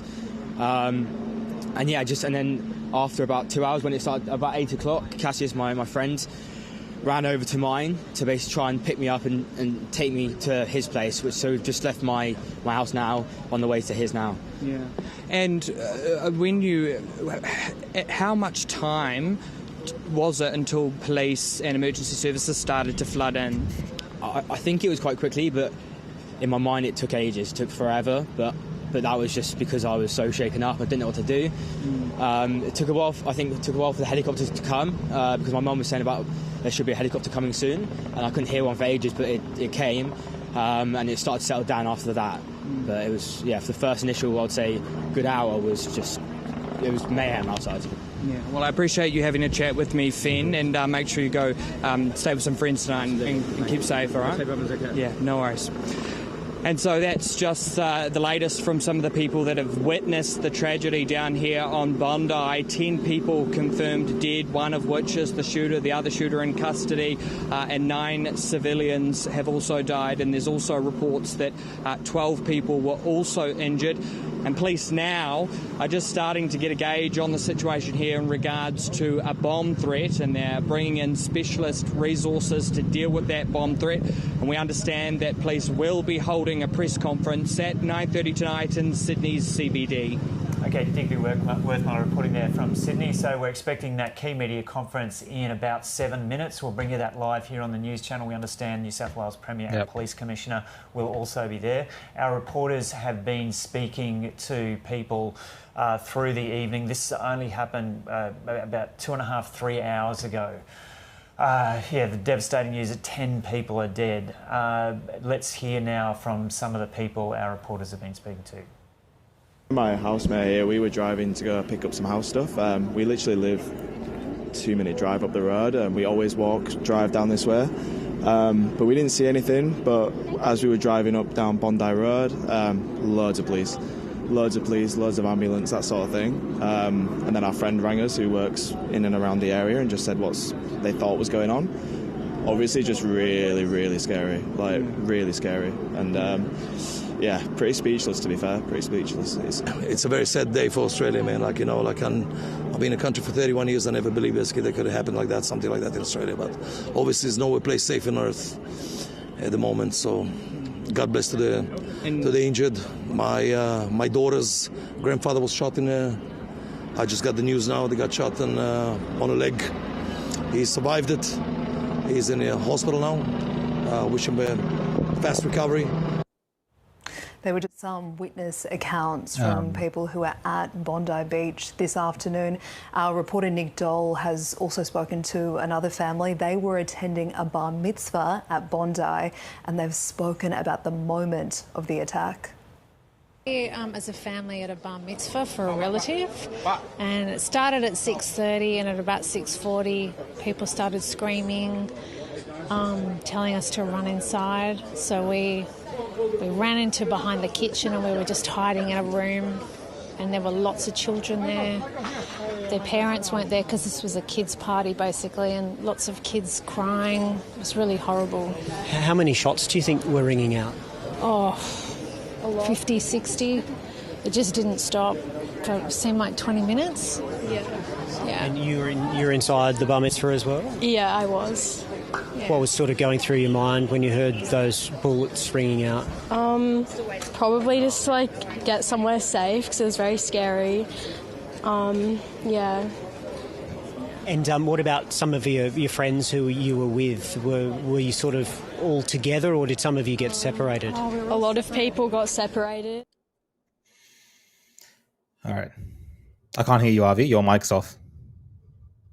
Sorry. We'll wait for the press conference in a minute. These are all eyewitnesses. ABC is running a lot of eyewitnesses that were in and around the area who weren't actually there. I think for those, I'm just getting Benji to download it, and we'll just upload it on its own so people can actually hear from.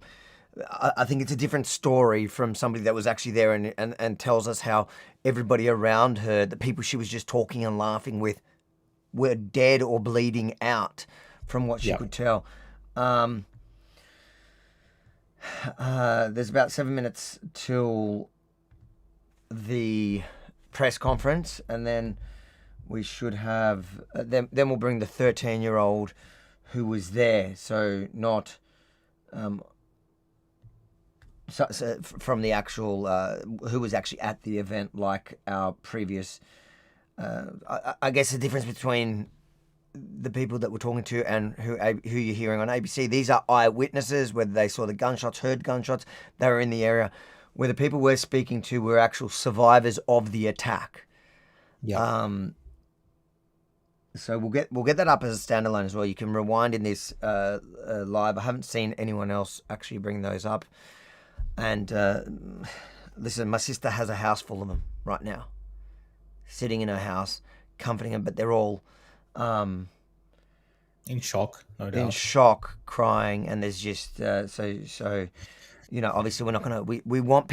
I really want people to hear the real raw witness testimony of the people that just experienced this horrific attack, to understand what it is and what we've been warning about. The biggest fear that we had over the last couple of years wasn't just, we weren't exaggerating the threat.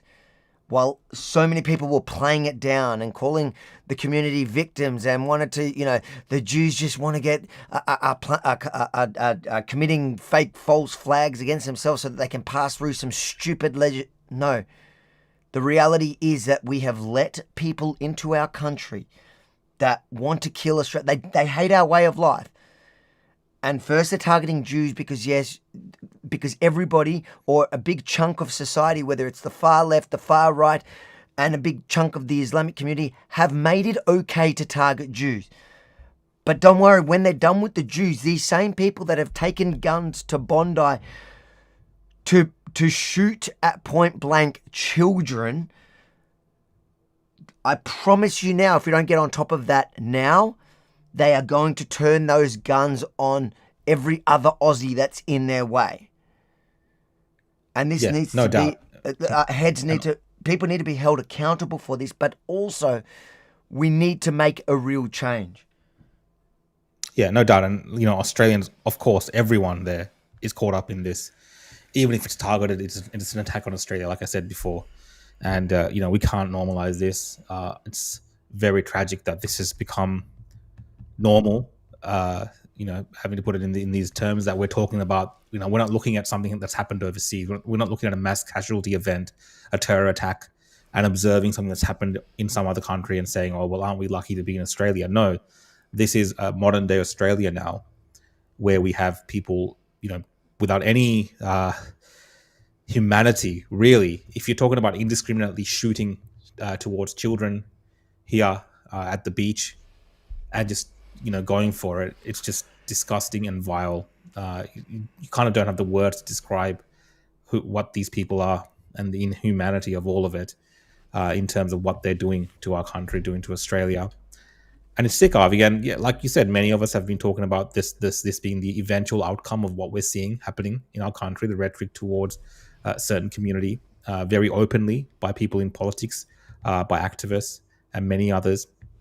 And even left and right, Avi, like there's a lot of people that are involved in creating this hatred of Australians of Jewish background. Even on the right, many people play into these conspiracy theories and try to blame Jews for everything. We've seen that very much on the right side of politics, many commentators as well doing this and joining in on this. But I think all of this plays a part in it because it's almost giving a license for seeing these people as not human and allowing these type of attacks to manifest and be planned out and carried out by these evil individuals. And like you said, we've let many of these people into this country. We've had many people coming in here unvetted. Most recently, we've had Tony Burke, the PM, and the Labor government being involved in this ISIS bride fiasco. Again, people that hate this country, freaking terrorists, that left Australia to join one of the most horrific terror groups we've ever seen in the Middle East, in ISIS, being welcomed back into this country to be, Australians once more after being traitors to this nation. This is what we're dealing with. And a lot of this, I lay at the feet of authorities, to be completely honest. The communities have been let down. And we saw after the synagogue attack in Melbourne, people dismissed that. We had then the leaders going there and, making their usual appearances and not really understanding, I think, what was happening. So all of this is a part of it. Obviously, there'll be a larger introspective look at, what may have led to this. Part of it is, of course, just sick, disgusting, vile terrorists. But there will be a time and place for looking at this even further and understanding how all of this unfolded in our beautiful country. But for now, I think everyone's thoughts and prayers are with, and that doesn't mean much, of course.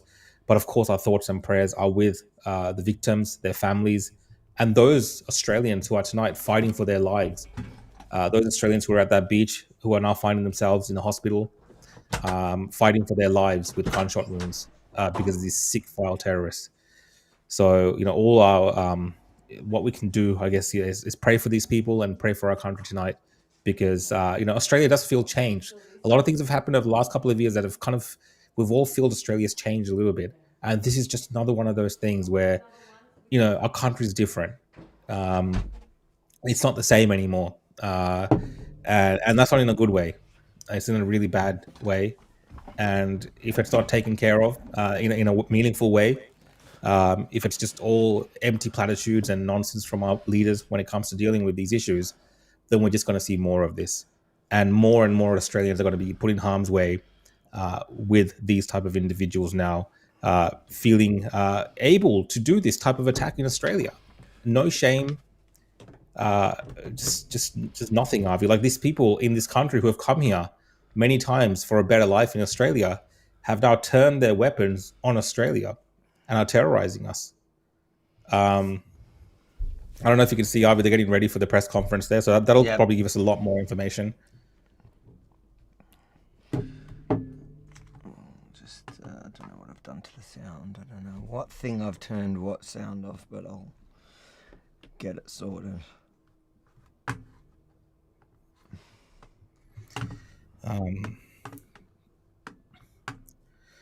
I'll just see what the latest updates are from the media as well, and I'll bring you any kind of updates that we're seeing. We'll interview that young man. Child. Well, it's a child, a 13-year-old, after the press conference, who was actually there, and we'll also upload that. So there's been just some updates while you're getting that ready, Avi. So there's been, obviously the Chanukah events in Victoria have been cancelled for today by the Jewish leaders here in the community leaders. And there has been no change in threat level in Victoria, because the fear is this seemed like a pre-planned, coordinated event. There were obviously fears of explosive devices as well. The police they're saying that there still is now. They're saying that there are.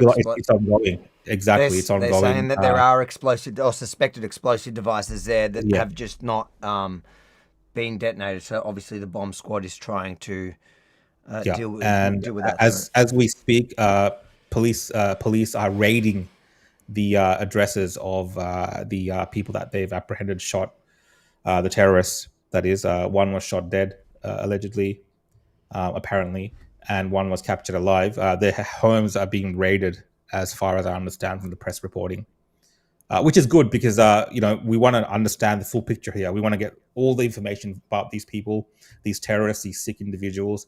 We want to find out all the information about them, whatever networks they have, whatever information the police needs to get to find out who these people have been maybe discussing this with, if there's more people involved. It doesn't appear like it's a lone wolf attack when you have more than one person in this type of attack doing this attack. Now, the person on the phone with us said that she thought there was multiple people. Again, in the situation, we don't know, again, what she's interpreting from what she's seeing. But at least from the video footage that we've seen being going around, we can confirm there was at least 2 people so far involved in this attack, heavily armed individuals shooting indiscriminately into people at Bondi Beach, specifically, as we understand, towards the Chanukah event that was happening on the beach there.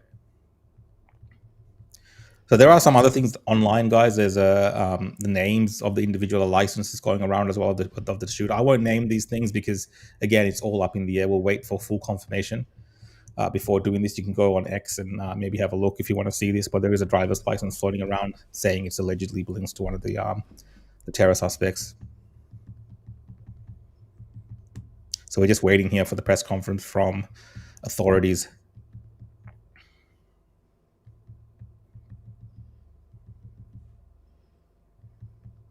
Let's turn this up. For minutes. Catherine, have we got you there? Yeah. Catherine, explain to us what you saw, what you heard. Well, I was walking along the beach, which is one of my favourite things to do, and then everyone was just running, and there were bullets, and there were so many of them, and we were really scared. We didn't know where they were coming from. I'm sorry, Catherine. I know it's really hard what you've been through. I feel really guilty because it wasn't even right where those poor people were. But we just didn't know. And we were just running, and I was thinking, we're not going to hide. So we didn't know whether to go up toward the icebergs or whether to hide in the bushes and behind the rocks. And there were people who didn't speak English, and they were crying, and I was so scared. Because it sounds silly, but we thought maybe someone had taken one of those surf life-saving buggy things, and they were just driving around the beach shooting people. We just didn't know. And there was so many bullets. And I just called my son. He's just a teenager, and I just was like, what's happening? We don't know what's happening. Anyway, after a while, finally the police came. There was sirens. After a while, it's the same story. We thought maybe we were safe, but then all these people started running from another direction, from the icebergs coming down to our spot, and we didn't know if there was another gun person coming from another direction. And then eventually things quietened down.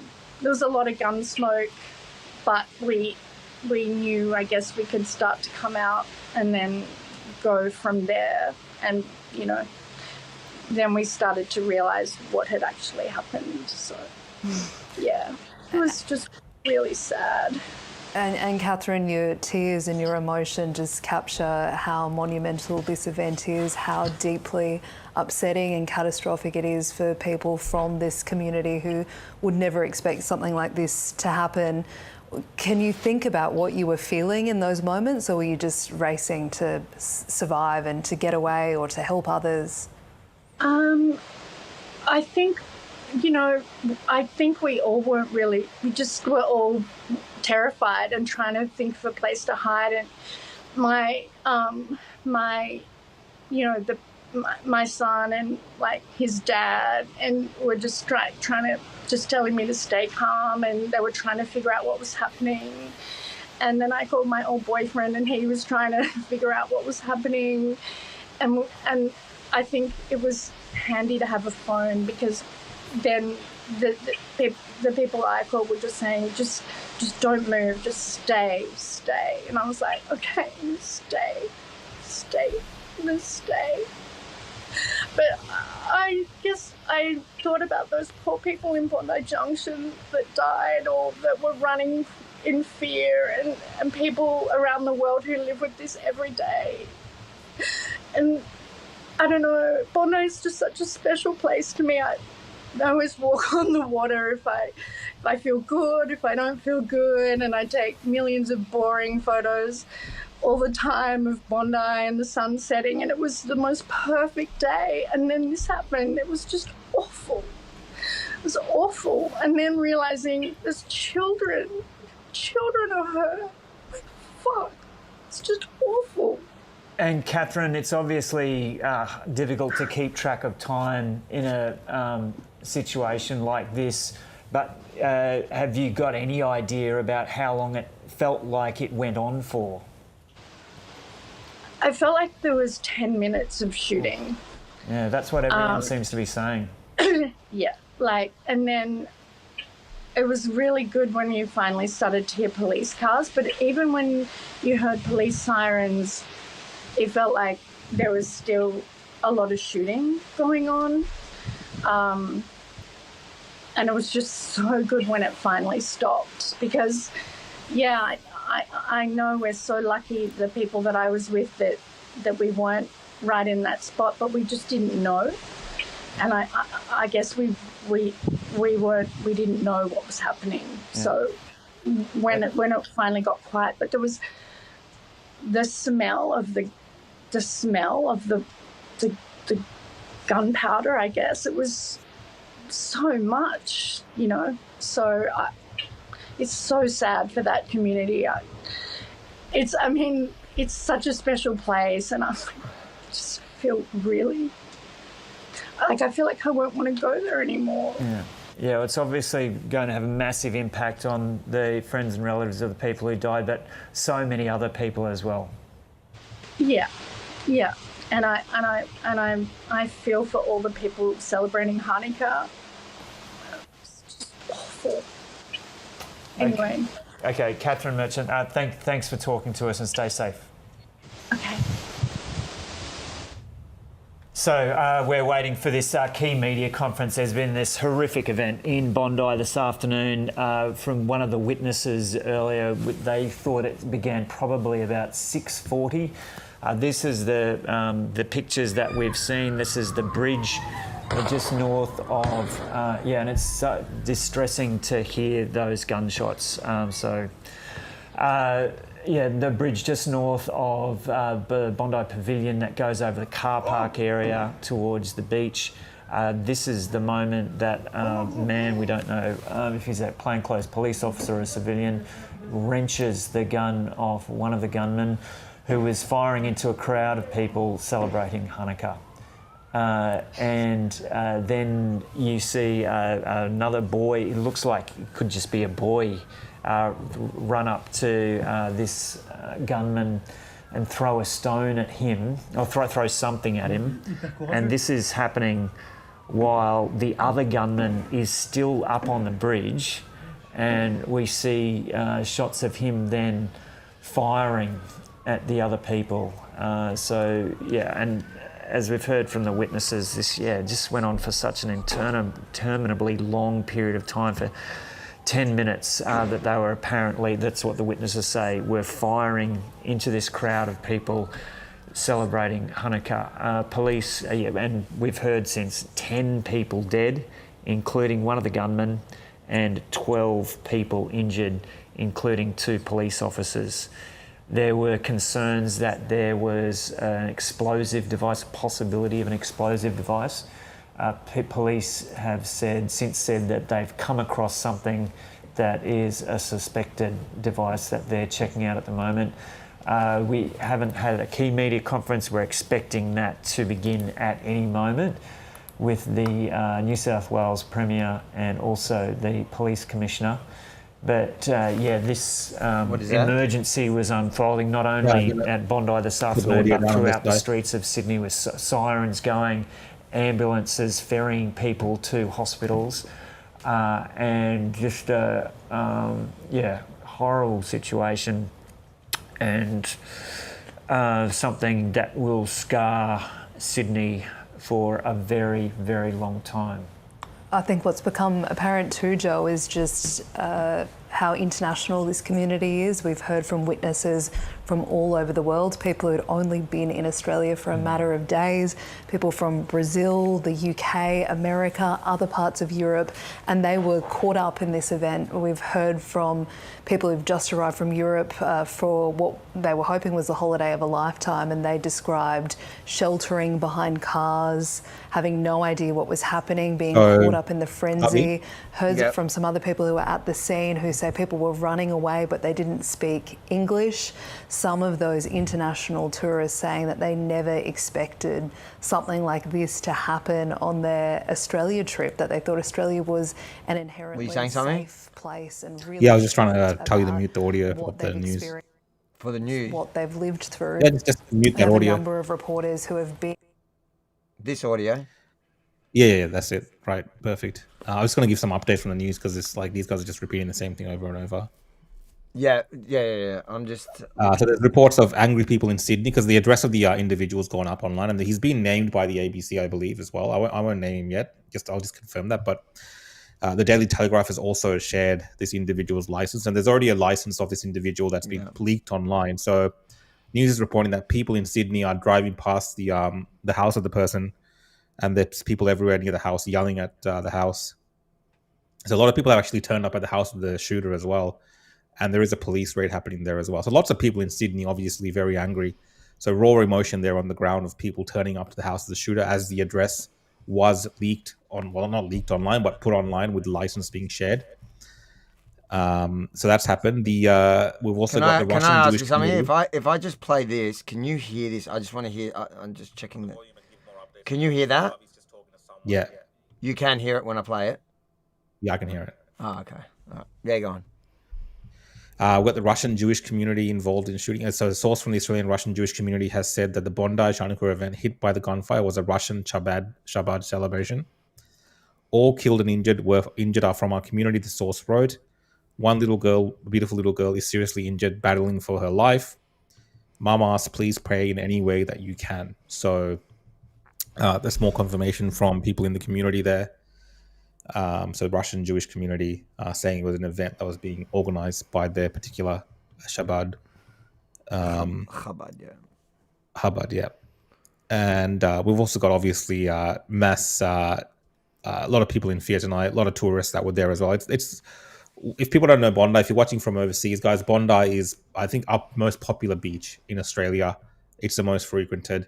If you're touring around Australia and you're a tourist in Sydney, a lot of people will end up at Bondi Beach at some point or another. And, I'm not sure what the weather was like, but, from the footage out there, it looks like a beautiful day, a beautiful Sunday day with nice weather. So there'll be a lot of people out there, a lot of tourists there, just starting their holidays, of course, in Australia maybe, or just traveling around the country. So a lot of people are in shock. I'll see what other updates are coming in from the other newspaper sources as well.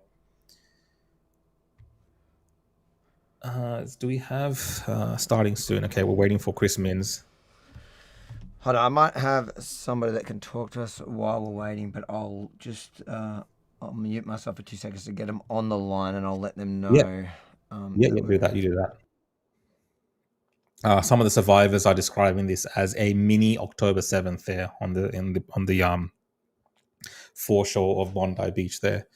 And from the footage that I've seen on X, especially the uncensored footage, we are talking about Australians lying on the ground there in this particular grassy area with their head shot, with blood pouring out everywhere, people trying to resuscitate them, everyone in shock. It is horrific, the footage. If you see the uncensored footage, there's people that have shared their own, I guess, selfies, worried about their lives that they've shared online, blood covered. And from the calls that we've heard and the witness testimony that we've heard from people that have seen as well, just horrific. Everyone is just distressed and in shock.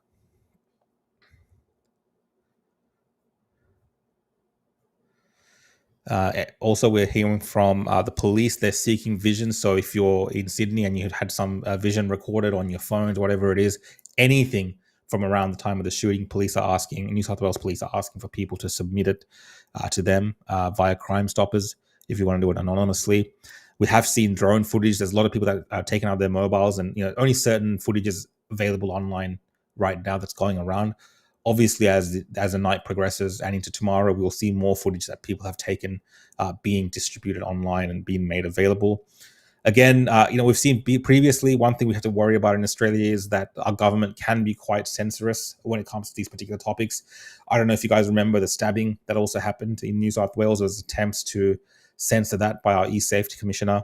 So I do advise for anyone that's watching this online that are seeing these sources of news, if you are able to, I would download whatever footage that you're seeing, because there is a tendency in Australia, sadly, for some of this footage to be scrubbed and removed.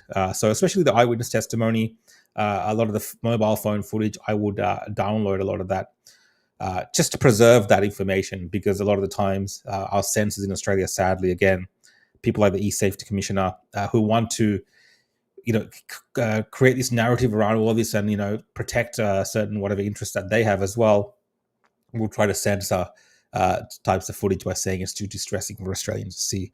I believe as horrific as all of this is, Australians need to see this for what it is. We need to understand this for what it is. And we need a lot of accountability because we cannot live in a country where this becomes normal. And sadly, it is at this point. We are no different to many other places in the world where we see these terror attacks now. We are the international news around the world, and it's being covered globally as a horrific act of terror in a Western country. But definitely, I would say download all that information.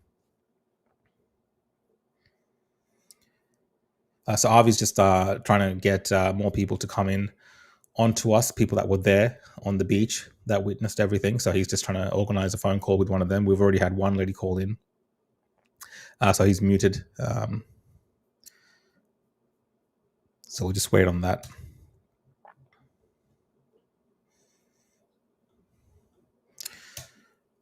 And I'll try to bring you the latest updates as well that I see coming from online.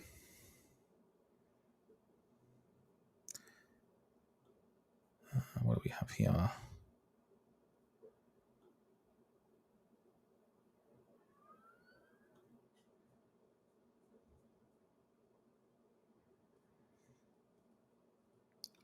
So the latest update still from police is 10 dead as far as reporting is going. Let me just quickly jump on X. I'm seeing in the comments, guys, a lot of you people are naming one of the terrorist individuals. I believe that is the name that has been reported by media. We've got the New Zealand Prime Minister, Christopher Luxon, who's made a comment. Australia and New Zealand are closer than friends. We are family. I'm shocked by the distressing scenes at Bondi, a place that Kiwis visit every day. My thoughts and the thoughts of all New Zealanders are with those affected. So that's from the New Zealand Prime Minister, Christopher Luxon.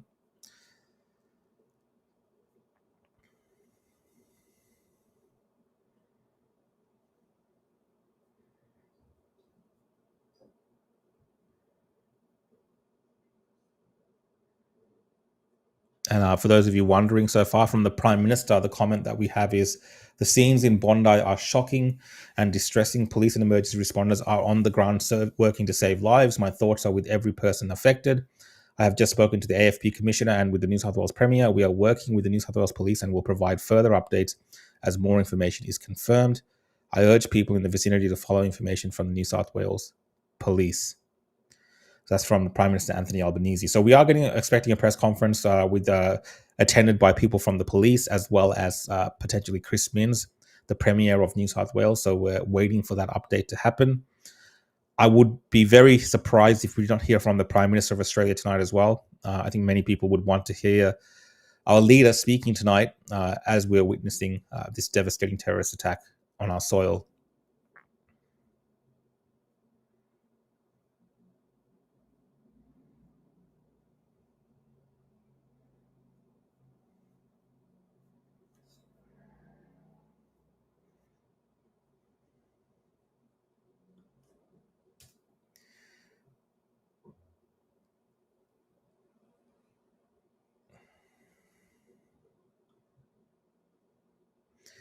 The Australian National Imams Council and the Council of...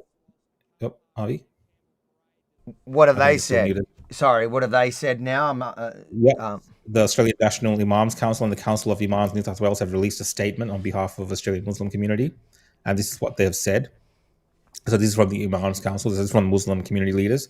The acts of violence and crimes have no place in our society. Those responsible must be held accountable and face the full force of the law. Our hearts and thoughts and prayers are with the victims, their families, and all those who witnessed or were affected by this deeply traumatic attack. We acknowledge the pain, fear, and distress felt across the community and extend our sincere compassion and support to all who are grieving. We urge the community to remain vigilant, exercise caution, and support one another during this challenging time. This is a moment for all Australians, including the Australians of Muslim community, to stand together in unity, compassion, and solidarity, rejecting violence in all its forms and affirming our shared commitment to social harmony and the safety of all Australians. Not one mention of Jews in that. Not one mention. Well, even in the Prime Minister's initial statement, no mention of Jews. This was an Islamic terrorist act. They good on them, say that it's an extreme element and there's no place in our community in Australia for this kind of violent terrorist attacks in the name of their religion, an Islamic terror attack. It was an Islamic terror attack against the Jewish community celebrating a Jewish holiday tonight, and they couldn't bring themselves once to say the Jewish community. Yeah, and as we've heard from testimony, and I've seen online as well from other testimony of people that were there, the gunmen, the terrorists, were shouting Allah Akbar as they were shooting their rounds into the crowd, into the civilian crowd. So obviously, it's very religiously motivated. It cannot be denied if those accounts are accurate, and I'm sure more information will come in regards to that. It cannot be denied. And we can take this back, Avi, all the way back to the scenes that we saw just days after October 7th in Australia on the Sydney Harbour Bridge, and the failure even at that time. Here we go. Let's jump into this. I don't think this is it. Within the next 5 minutes or so, but obviously with what's happened. So yeah, we can take it back all the way to those scenes that we saw. I don't know if you remember the imams that were out there celebrating the October 7th attack. Yep. And then on the we saw those disgusting scenes, I believe, on the Sydney Harbour Bridge, where we were arguing over whether they were saying gas the Jews or where's the Jews. Well, a group has gone out today and they've found the Jews and shot them. Exactly. That's really what's happened. So, and this is the progression of all of that, and I believe multiple failures of leadership and many others to obviously call this out, condemn this, and deal with this particular issue in Australia, because we are, I believe, bringing a lot of people into this country who are sympathetic to terrorism, who support terrorism, and who have no problem bringing their fundamentalist extremism to our shores and acting out in that on those beliefs that they have against other individuals and groups, and using this extreme acts of violence, terrorism, having explosives on them. This is what we're dealing with. And at the same time, we have Tony Burke, Albanese bringing back ISIS brides. We have unvetted refugees, so-called, coming from war zones into this country. And this is not acceptable, I believe. And this is putting more and more Australians in danger. And something really needs to be done about this when all the dust has settled here. Because no doubt, this is not an isolated event in the sense that, yes, this terror attack happened. There's a lot of contributing factors to seeing what you're seeing on the streets of Bondi Beach tonight. It just didn't happen out of thin air. A lot of things have contributed to the scenes that we're seeing. And it's sad. And it's sad. And it's sad that this was predicted to have happened as well. And we are seeing the very, we're talking about all this, Avi. I think at the end of the day, like, this is like, even everyone that's watching, this is like you and I, or any of our family or our friends going to the beach here, whether it's in Bondi or anywhere in Australia, enjoying our freedom here in this country and being set upon. This is very real. We're sad. We're gratefully that we are alive and not impacted by this, but our fellow Australians, others, have been, and they've lost their lives tonight. Families are shocked tonight. They've lost their loved ones, and and there's people fighting for their lives as well in hospital right now. And I'm telling you, so a lot of the commentary within the Jewish groups is the fact that the police station was across the road, and people were calling for help to no avail. For at least what these witnesses are telling ABC News, that it was at least 10 minutes of shooting. And what our witness, who was then, obviously, she was in the stress of it, and the people she describes around her were all killed. She says it felt like 45 minutes. But either way, you're talking about across the road, a police station. The response was clearly very, very slow. Yeah, look, I don't know exactly. Well, I guess that'll be one of the major things that's just investigated or looked into, the police response, because of course we've also Chris Minns is coming on. Yep. I think we should switch to that. Yep, we'll do. Yep, he's walking out now. Reporting earlier, Isabella, it brings back memories of just over, a year and a half ago, that attack at Bondi Junction. Sydney has unfortunately felt this way before. We're actually just going to go to Jeremy Fernandez now. Actually, we'll go to the media conferences, beginning with the New South Wales Premier. Chris. I appreciate you all being here on a very distressing night in Sydney. At approximately 6:47 this evening, two individuals began firing on a crowded group of families on Bondi Beach at Archer Park. This cowardly act of terrifying violence is shocking and painful to see, and represents some of our worst fears about terrorism in Sydney. I very sadly need to report that as of now, there are at least 12 individuals that have been killed. Wow. One of the offenders has also been killed, and one is in custody. This attack was designed to target Sydney's Jewish community on the first day of Hanukkah. What should have been a night of peace and joy celebrated in that community with families and supporters has been shattered by this horrifying, evil attack. Commissioner Lanyon will speak about the investigation, the police response, as well as the designation of this attack as a terrorism event in Sydney. I can assure the community it will be met with a massive, comprehensive police and public order response. Our heart bleeds for Australia's Jewish community tonight. I can only imagine the pain that they're feeling right now to see their loved ones killed as they celebrate this ancient holiday. It's a responsibility of all Australians to wrap their arms around Australia's Jewish community and help them get through this incredibly difficult period. This is a massive, complex and just beginning investigation. It's just begun, and there are things that tonight we don't have the answers to. However, we do have answers to some crucial pieces of information for our wonderful city and our beautiful state. The first one is the outpouring of love and support from ordinary Australians for Australia's Jewish community is real. Secondly, today is another example of the enormous pressure and responsibility, the danger that New South Wales Police regularly face as part of their job. They do it without faltering. They didn't falter today. We need them. And thirdly, tonight saw extraordinary acts of personal courage and bravery from individuals in our community. And I think it's worth remembering that in all of this evil, in all of this sadness, there are still wonderful, brave Australians that are prepared to risk their lives to help a complete stranger. Mal? Thank you, Premier. Good evening. Premier has outlined the brief circumstances this evening. I'll go through them again. They're more than happy to take some questions. About 6:47 p.m. this evening, police started to receive a number of reports of shots fired at Archer Park at Bondi. Archer Park is a grassed area just north of the Bondi Pavilion. Police responded promptly. Unfortunately, at least 12 people are deceased at this time. 29 people have been transported to various hospitals around the Sydney area, including 2 police officers. The condition of those officers and the other transported are serious, but there is a range of conditions. Our thoughts, prayers and love go to all the families and all of those that were involved tonight. We know that there were many people there to celebrate a happy occasion, the celebration of Hanukkah, and there was well over 1,000 people there when this took place. As a result of the circumstances of the incident tonight, at 9:36 p.m. this evening, I declared this to be a terrorist incident.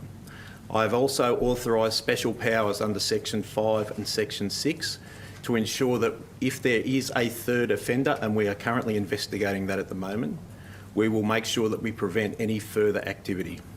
Section 6 allows us to investigate today's incident. There is a massive police response, and I think as journalists you have seen how quickly and promptly the police responded. I'm incredibly proud of the professionalism of our police and emergency service responders. They have done a fantastic job.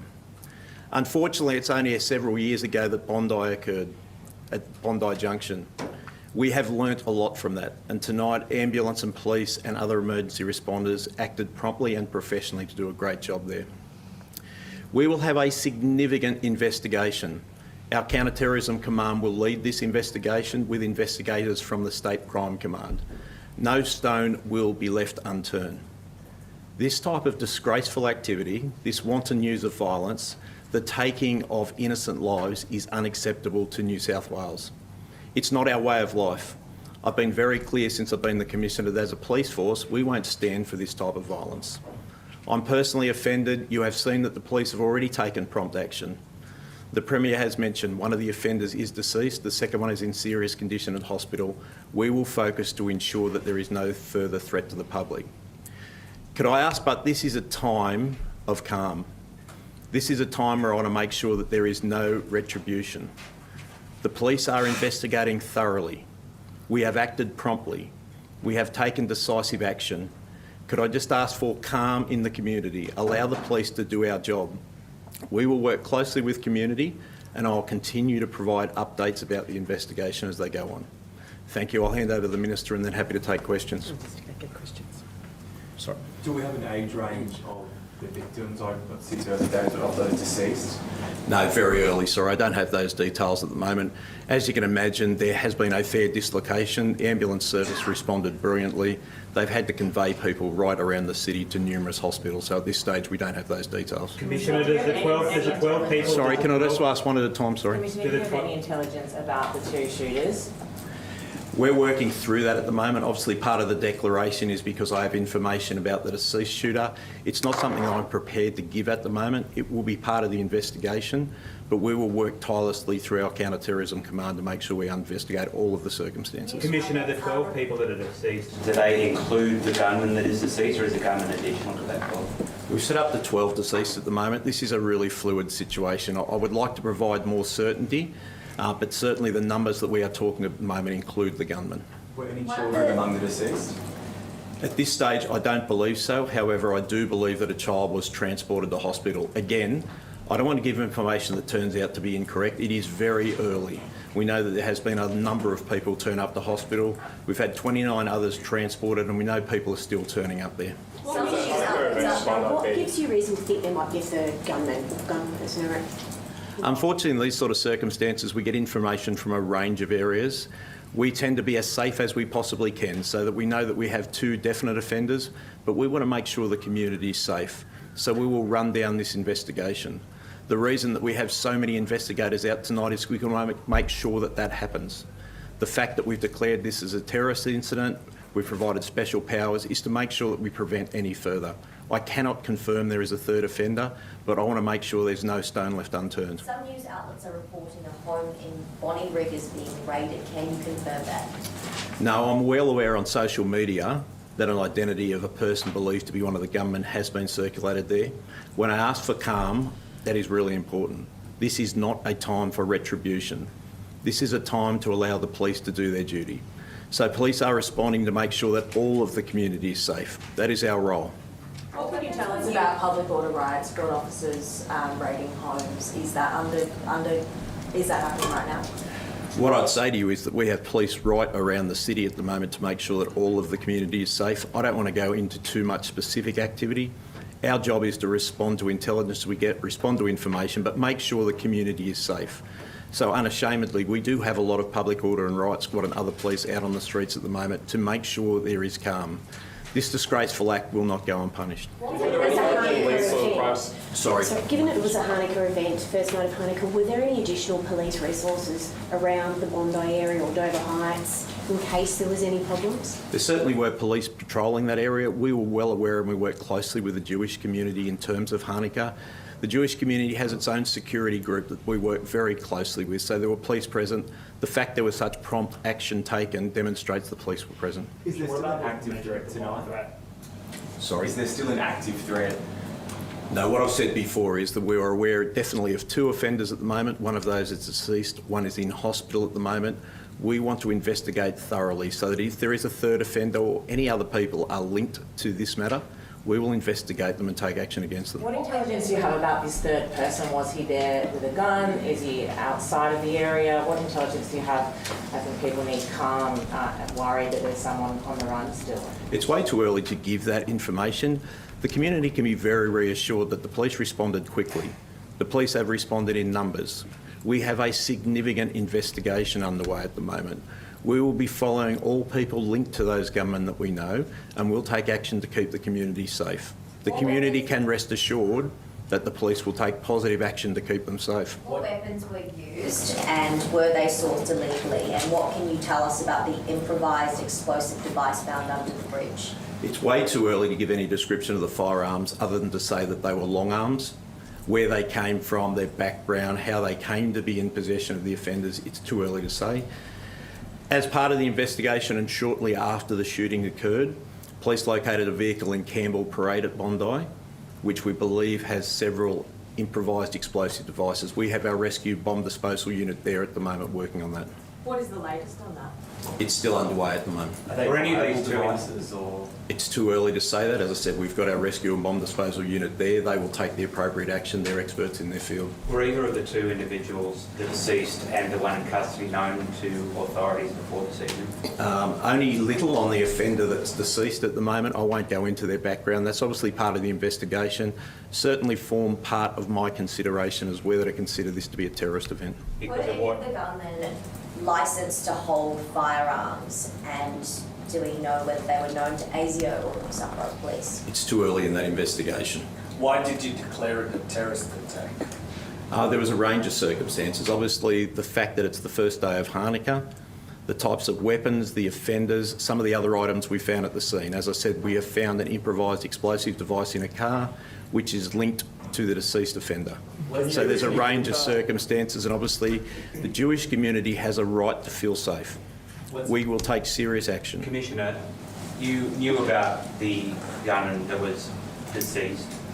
How did you miss this attack? No. I don't even think that's a reasonable question. What I said is that we are aware of the person. That does not mean there was any specific threat posed by that person. If the police had had intelligence that there was a risk to the community or to this event, we would have taken significant action. This is a tragic event. This is not the time to be pointing the finger. There will be a thorough investigation. My main focus is to make sure that the community feels safe and know that the police are there to support them and keep them safe. Commissioner, how can two people with guns, improvised explosive devices in a car, organise something like this, potentially with a third person, and police do not know that it's coming? Well, I think if you think about the size of the community here, our police do a fantastic job. Day in, day out, you see the work that we do to prevent crimes happening. We need intelligence to actually do that. As I said, the person that we know has very, very little knowledge to the police. So he's not someone that we would have automatically been looking at this time. What can you tell us about the two injured police officers? Do you have their ranks? Has anyone been able to speak to them? I wouldn't want to provide those details at the moment. We've obviously got next of kin coming down. Their loved ones will be with them. I want to make sure that they have some time in peace before we do. It's too early to provide that information. Do you have a condition report at all? Serious, verging on critical, and both are in surgery. Commissioner, I understand a rabbi was among those who have been killed. Can you confirm that? I can't confirm that, sorry. This might be one for the Premier. Have you spoken to the Prime Minister, and is there any indication the national terror threat level will be raised? I have spoken to the Prime Minister. I'll leave that up to him to inform the public of. But he offered all the support to New South Wales, and we both reflected on how shocking and terrifying this evil attack was. Premier, what would you say to people who are scared right now? Look, I understand that. This is a shocking event. It's not common in Australia, and it's all the more shocking because of that. What I can say is that there will be a comprehensive police response. Anything New South Wales Police needs in terms of resources, we will provide them. If there's changes that need to be made, we will do that immediately. I mean, we need to be in a situation where we're sending a clear and unambiguous message to the Jewish community, in fact every Australian that lives in this state, that these horrible acts of violence will never be tolerated, and anyone who perpetrates them we will throw the book at. Anyone who's thinking about it will be thoroughly investigated. This is a terrible night for Sydney, but I think it's important to say we can't let these evil people divide Australia up. We need to be in a situation where, as shocking as this is, there are still wonderful people in the Bondi community right throughout New South Wales. That's what these terrorists want. They want Australians divided and at each other's throats, and we can't let that happen. In fact, we won't let that happen. Premier, at least two people, potentially three, have worked together to organise a mass shooting event with shotguns at Bondi Beach. There's been IEDs in a car planted nearby. Further to what I asked the Commissioner, has there been a failure here? Has there been a failure in intelligence or policing? Look, I mean, I think in the circumstances, it's reasonable that both the government and the police conduct an investigation. There will be, of course, a full inquiry.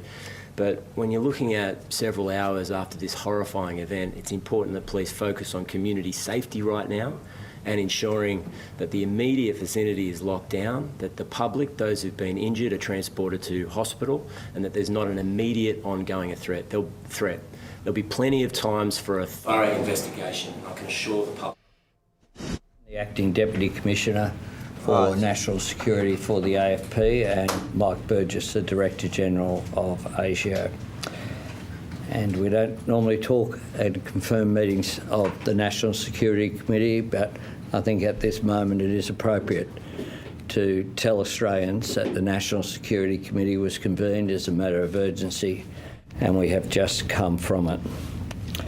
This afternoon there has been a devastating terrorist incident at Bondi at the Hanukkah by the Sea celebration. This is a targeted attack on Jewish Australians on the first day of Hanukkah, which should be a day of joy, a celebration of faith. An act of evil anti-Semitism, terrorism, that has struck the heart of our nation. An attack on Jewish Australians is an attack on every Australian, and every Australian tonight will be, like me, devastated on this attack on our way of life. There is no place for this hate, violence and terrorism in our nation. Let me be clear, we will eradicate it. Amidst this vile act of violence and hate will emerge a moment of national unity, where Australians across the board will embrace their fellow Australians of Jewish faith at this dark moment for our nation. Our police and security agencies are working to determine anyone associated with this outrage.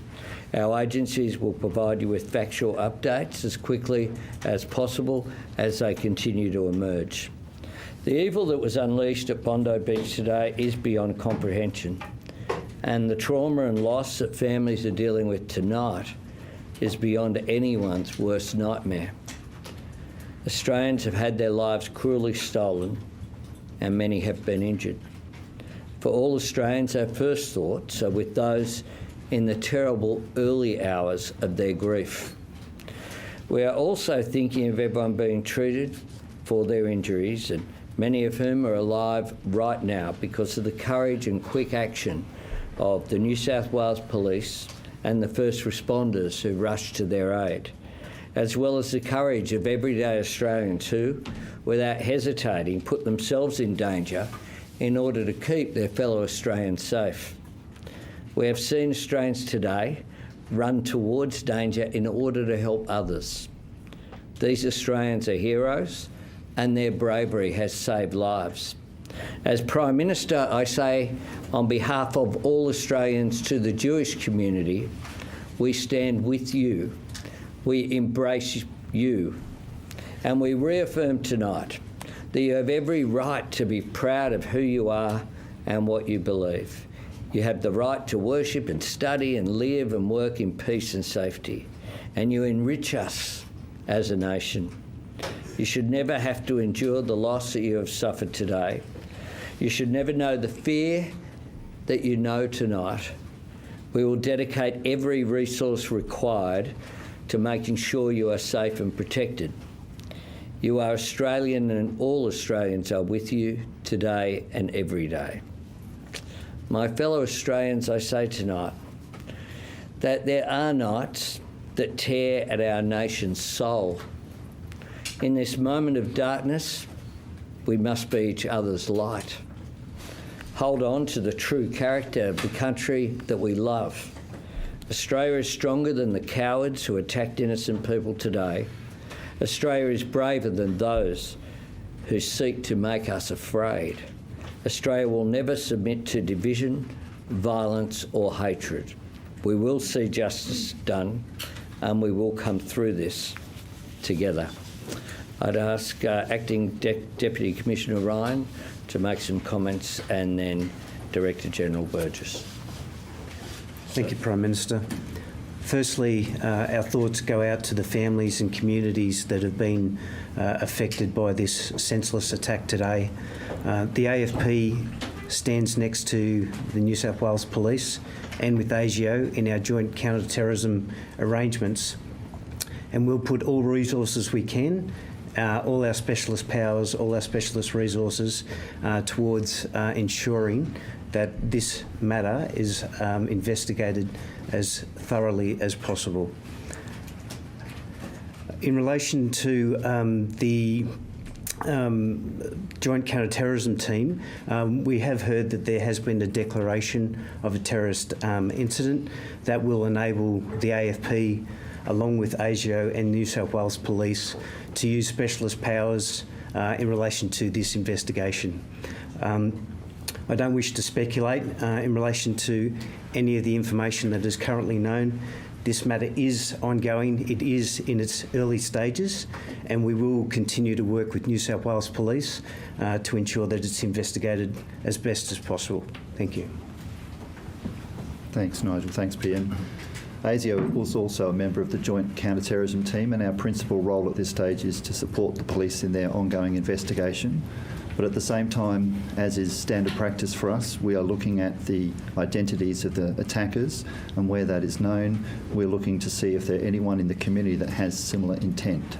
It's important to stress at this point we have no indications to that fact, but that is something we have active investigations on. The national terrorism threat level remains at probable. I don't see that changing at this stage. Probable means there is a 50% chance of an act of terror, and unfortunately we've seen that horrific act occur tonight in Australia. Thank you. A few questions. Charles? Prime Minister, you've called this terror. Are you aware of any other terror threats at the moment, and what's your message to Jewish Australians who may not feel safe in Australia tonight? My message to Jewish Australians is that your fellow Australians stand with you tonight in condemning this act of terror, in condemning this outrage. I've had a number of conversations with people tonight. One of the Jewish community leaders said to me that we know where anti-Semitism leads, that it leads to an attack on everyone, not just Jewish Australians. And this attack at Bondi Beach, of all places, a place of celebration, a place where people, particularly in Sydney, but from all over the world, come to enjoy each other's company, and to, in this case, at the Bondi Pavilion there. I'm very familiar with that pavilion. This senseless attack is one which is an act of terror. It is aimed at creating fear. But we will stand with the Jewish community and Jewish Australians at this time.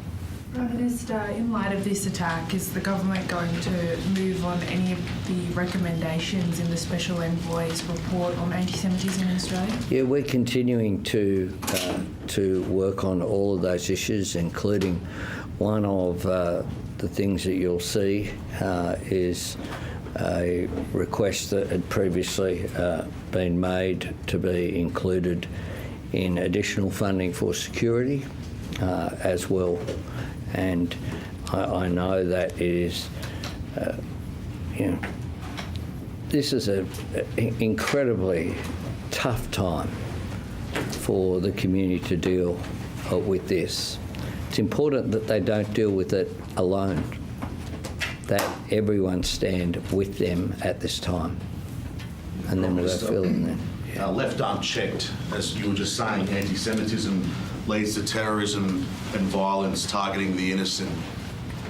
Your government has come under criticism in claiming that it has effectively responded to the rise of anti-Semitism in Australia since October 7, 2023. In September, your government recognised a Palestinian state.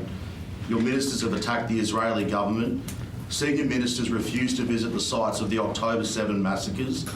And you created a special Islamophobia envoy alongside an anti-Semitism envoy. Have you taken the threat of anti-Semitism seriously, and can you guarantee the safety of Jewish Australians? Yes, we have taken it seriously, and we've continued to act. We've continued to work with Jewish community leaders. We've continued to take all the advice from the security agencies to put in place special measures, and will continue to do so. Phil? For Mr Burgess or Deputy Commissioner Ryan, Mr Burgess, you've been warning for a long time about the risk of this sort of attack, localised extremism. I think, were any of these people on your watch list? I think the New South Wales Commissioner just said they were aware of one of these characters. They were keeping an eye on him. Was he on either of your radar at all? So it's too early to give you any more details, Phil, other than to say, like the New South Wales Police, one of these individuals was known to us, but not in an immediate threat perspective. So obviously we need to look into what happened here. Mr Burgess, you mentioned that the chance of another attack is probable, or 50%. I'm just wondering, how does that mean that there is still a 1 in 2 chance of a follow-up attack? And does ASIO or the other security agencies take more precautions now that you've seen such a devastating attack? So national terrorism threat level of probable means there's a 50% chance, so 1 in 2, of course. That doesn't mean to say there's a connection to an immediate attack following this one. That is subject to our ongoing investigation. We have no indications that that is the concern at this stage, but of course we will work 24/7 along with our police colleagues to make sure that is the case. Mr Burgess, given the events of earlier today, why can you sort of expand on your decision to leave the terrorist threat level at probable? And do you envisage that you will have further conversations about potentially adjusting the terrorism threat level in the coming days? The national terrorism threat level is under constant review. One incident by itself does not necessarily raise the threat level at a national level, but we keep that under constant review. Thank you.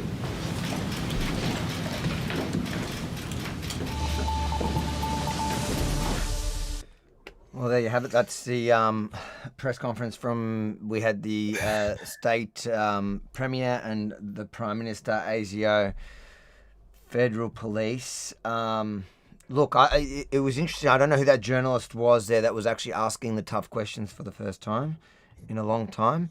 Yeah, I mean, but he was one right. journalist. And that's I don't know who he was. It sounded like he was from Sky News. I've got here... just see there's a couple of updates, any updates that you get, but I'm going to bring somebody in now that bring him in. That is not a victim. This one is actually somebody else. Let me just make sure they're going to come on before I announce it. Let me just send him.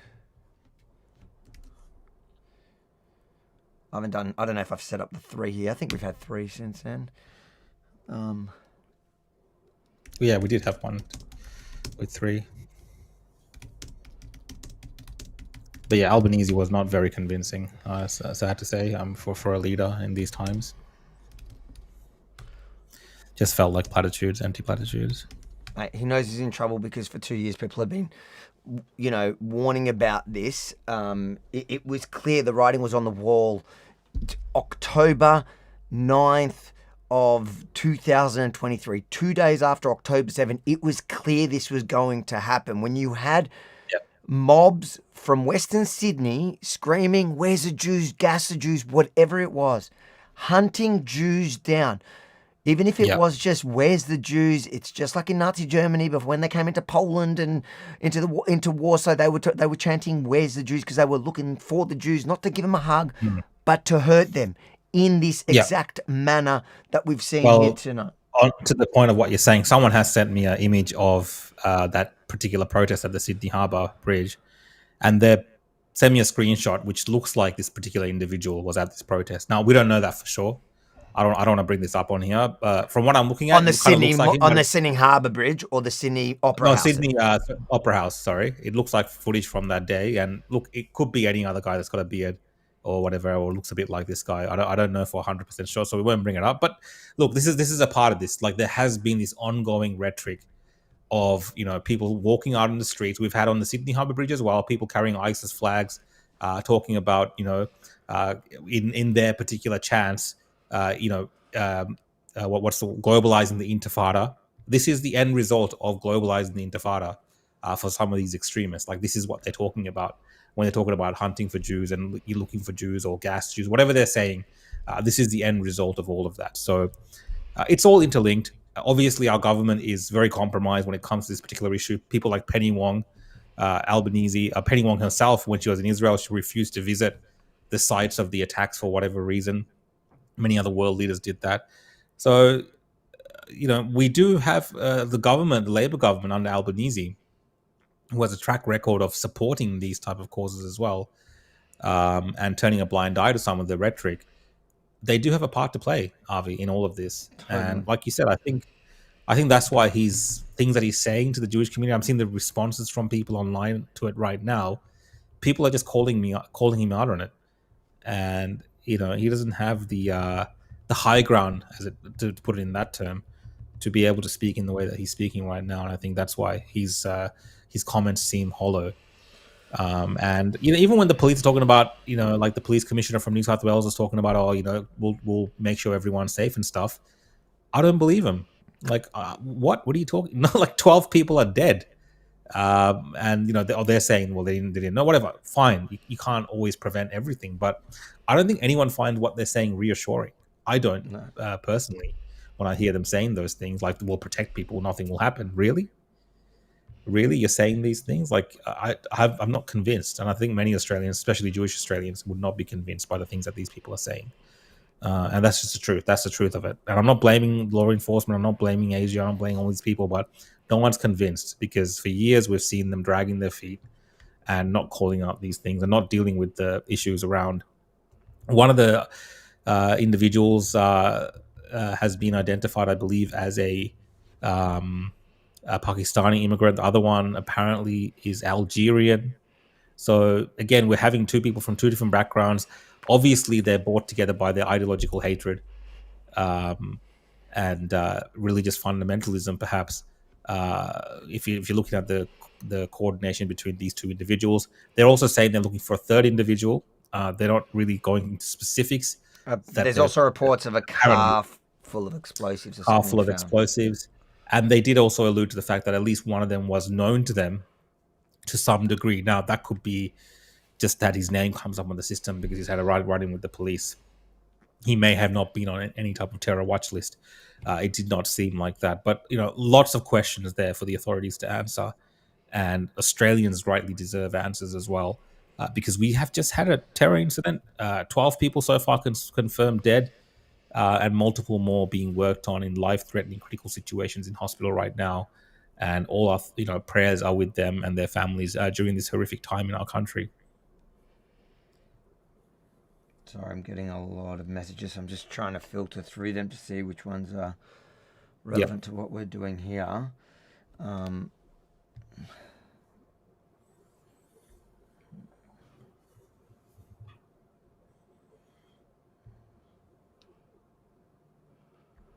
There's so much to get through here. I need a PA. This is ridiculous. What's going on here? So we're going to have, I think Amichai Shikli is going to potentially join us in a minute. He's got an announcement. I think he's heading to Australia now. I'll bring, hold on, we've got something. The person who is deceased. I won't confirm that at the moment. All I'll say is that we're aware there is a social media post. I'd have to ask for people to remain calm at the moment. And I understand that there's 3 people clearly visible in one of the videos. Is that third person the one that you are still trying to locate? What I've said is we have confirmed there were definitely 2 offenders. We are investigating now to identify whether there was a third offender. Often in these sort of situations, a lot of things happen at once. You can imagine the chaos that was down there, the fear that were in members of the public there. We need to make sure that we get this information right. The fact that we've taken a positive step by declaring it as a terrorist event, providing special powers for investigations, shows how serious we are about making sure we investigate this thoroughly. So worried still, the Commissioner, is there potentially a third gunman on the run? Well, I think what I've said at the moment is we have confirmed 2, but I think the community should be very reassured that the police are so thorough in New South Wales. We want to make sure that if there is any threat, we are aware of it and we take action to prevent. We'll take a couple more. The police obviously have to get on. Can you tell us about the victims in terms of age, gender, anything like that, about the 12? No, sorry, I was asked that one earlier. It's too early at this stage to provide those details. Premier, police outsiders of the Bondi area have been put into this. Sorry? How many police resources outside of the scene in Bondi have been put onto this investigation? We'll put as many police officers as are required to investigate that matter. I've already indicated we have a significant presence from our counter-terrorism command, from our state crime command, and for all of the police area commands around Sydney. We'll put as many police as required. It is that serious, and the community, I want to feel safe. James, last one, yes. Police. I was one more now asked Minister. Did you say something about? Oh, yeah. You're deploying extra resources from Victoria Police, is that correct? Are we stripped of our resources here because it's such a large-scale event? No, I think what it is, we will look for whatever resources. So it may well be if there's a specialist resource that we require we don't have. We are an incredibly capable police force. We have the capability and the resources to investigate this sort of matter. It is not unusual at all, but for police forces to seek assistance and work with other police forces. As you can imagine, I've had offers from every police commissioner around Australia tonight to provide any assistance they can. That is what the policing family is like. That is our role. We're here to keep the community safe. I don't know how accurate this is. Yeah, what is that? No, the reports of people firing off fireworks in Bagstown. As has been said by the Premier, I would not be surprised. I'm sorry. But but wait till you see videos of it. I don't think reports is going to be reliable. Yeah, it could be something unrelated. I don't know. It's just some people saying. We're getting sent all sorts of information, guys. I mean, we can't verify and share all this stuff as well because it's hard to say for sure, especially during this time. A lot of people put stuff online. There's more footage coming out, different angles of the shooters as well that we're watching. Yeah, I'm getting a lot here too. Yeah, I'm getting my inbox is being flooded. I can't share all this stuff, guys. Like, unfortunately, especially the graphic things. Trying to just filter it out.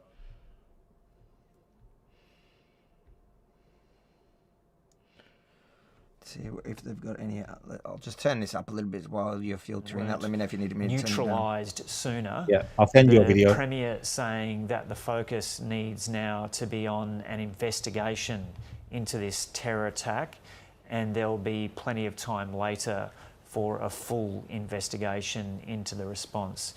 And we've been bringing you images repeatedly over the last couple of hours of this incredible moment where a man wrestles the gun off one of the gunmen, and we might be able to play that now. And the Premier is asked about that. And from what the Premier was saying, Casey, it sounds like this may be a civilian. It does sound like it, right? I suspect a lot of words are going to be said about this man, but Chris Minns was there heaping praise on this man who we saw video of wresting that long rifle out of the hands of a gunman and sort of beating him away. Chris Minns described him as a genuine hero. He said, "I've got no doubt there are many, many people alive tonight as a result of his bravery." Just extraordinary, an extraordinary intervention from that man. Who seems to have taken it off his back. And here it is here. To tackle. So this the civilian that we now understand is a civilian in that white T-shirt running up to this gunman who's just been firing from a bridge 50 metres away into a crowd of around 1,000 people that we hear now. And what the witnesses were telling us, it was for about 10 minutes it seemed to take, and that it started about 6:47. So this man runs up to this gunman, wrestles the gun off him, and then we see what looks like a kid come up and throw something at the gunman, and all the while they were. I think that was a kid. I think that there looked was like the an other old gunman man. up on the bridge. And we see it looks like a religious Jew because he's wearing like at least one shot, kind of the religious towards clothing. them. So the New South Wales Premier describing, that man's actions as those of a genuine hero, and no doubt we'll hear much more about him amid the horror of what has happened today and this news that we've just heard in these last two media conferences, that the death toll from this is now 12. Including one of the gunmen.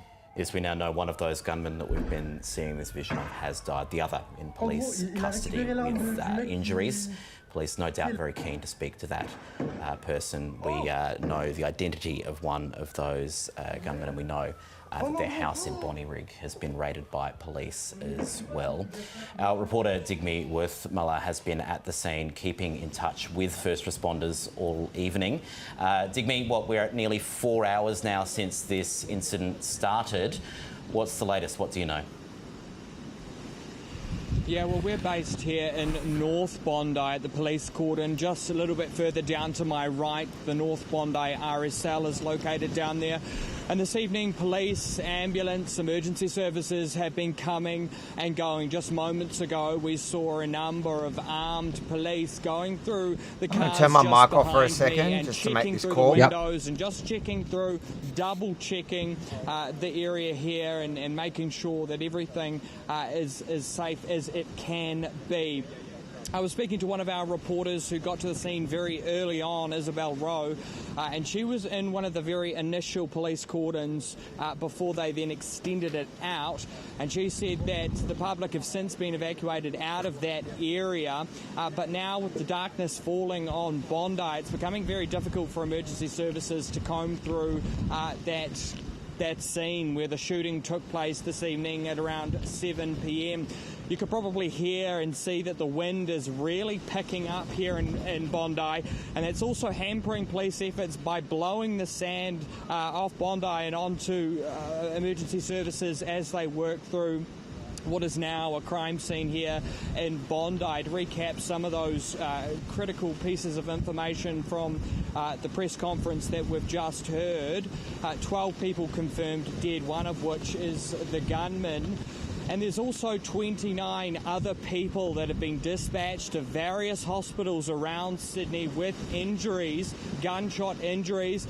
And police did say during that press conference that more people are continuing to show up to those hospitals as they have sustained injuries as the gunfire rang out at around 7 p.m. tonight. Police also said that they are receiving reports that a child had been injured, but they are still working to verify that piece of detail.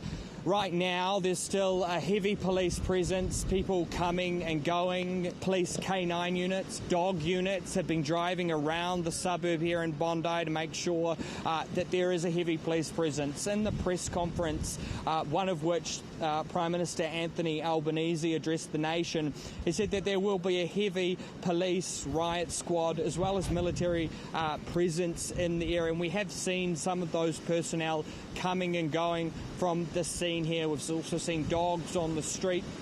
And so safety is the paramount importance for police as they continue into tonight and figure out what exactly more they can do to make sure everyone's at ease as they head to bed tonight.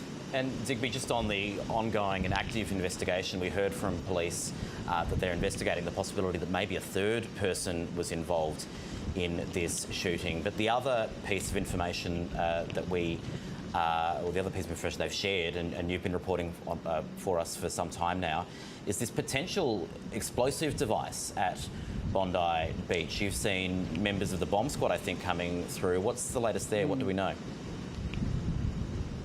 Yeah, surprisingly, there wasn't a whole lot of detail around the explosives situation. It is still very much an active scene down here. And like I said earlier, those armed police officers have been going through, checking cars. But there was an initial bomb threat down by Campbell Parade between the car park, a bridge and Bondi Beach. And police are concerned that there was a potential IED located under that bridge. They did, however, find in their searches of the cars, they did find one vehicle containing explosive materials. That was one point they did touch on during that press conference. And that vehicle contained some explosive materials. And so what they now need to do is they need to go through and check every other car, because it's unsure how many cars the shooters came in and whether there are any other threats, which is why we're still seeing such a heavy police presence down here. Even just now, we can see police coming out of the scene. I'm just going to step to the side so you can see that. But they would have just driven past now. So they're still driving around and checking A little bit further down where the camera is now, you'll see the North Bondi RSL. There is still a very heavy police presence down that end of Bondi. We can't get any closer than where we are right now because there are multiple police cordons in place to A, keep people safe, but B, make sure that they can get a handle on the situation. It's at around this evening, there was also other information around this incident being declared as a terrorist act, but there'll be more information as the night goes on. Reporter Digme Worthmuller down for us live at Bondi Beach, as he's been there for several hours now. We'll let you get back to it. Thank you. And Dana Farfan lives in North Bondi and was near the bridge where the shooting took place. Dana joins us now. Dana, welcome. Just first of all, your reaction to this horrific incident that's happened in your neighbourhood.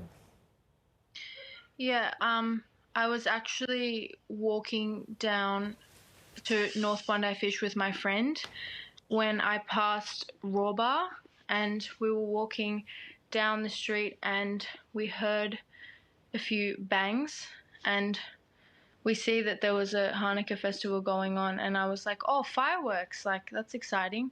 We jumped a little bit when we heard it because it was very loud, and then my friend looks at me and we were just laughing about the fact that it was fireworks. And then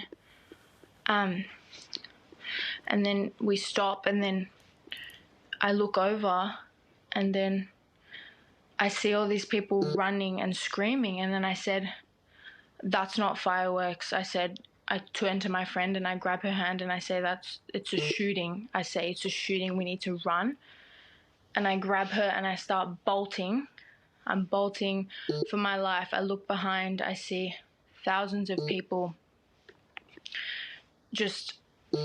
hundreds of people just running and running.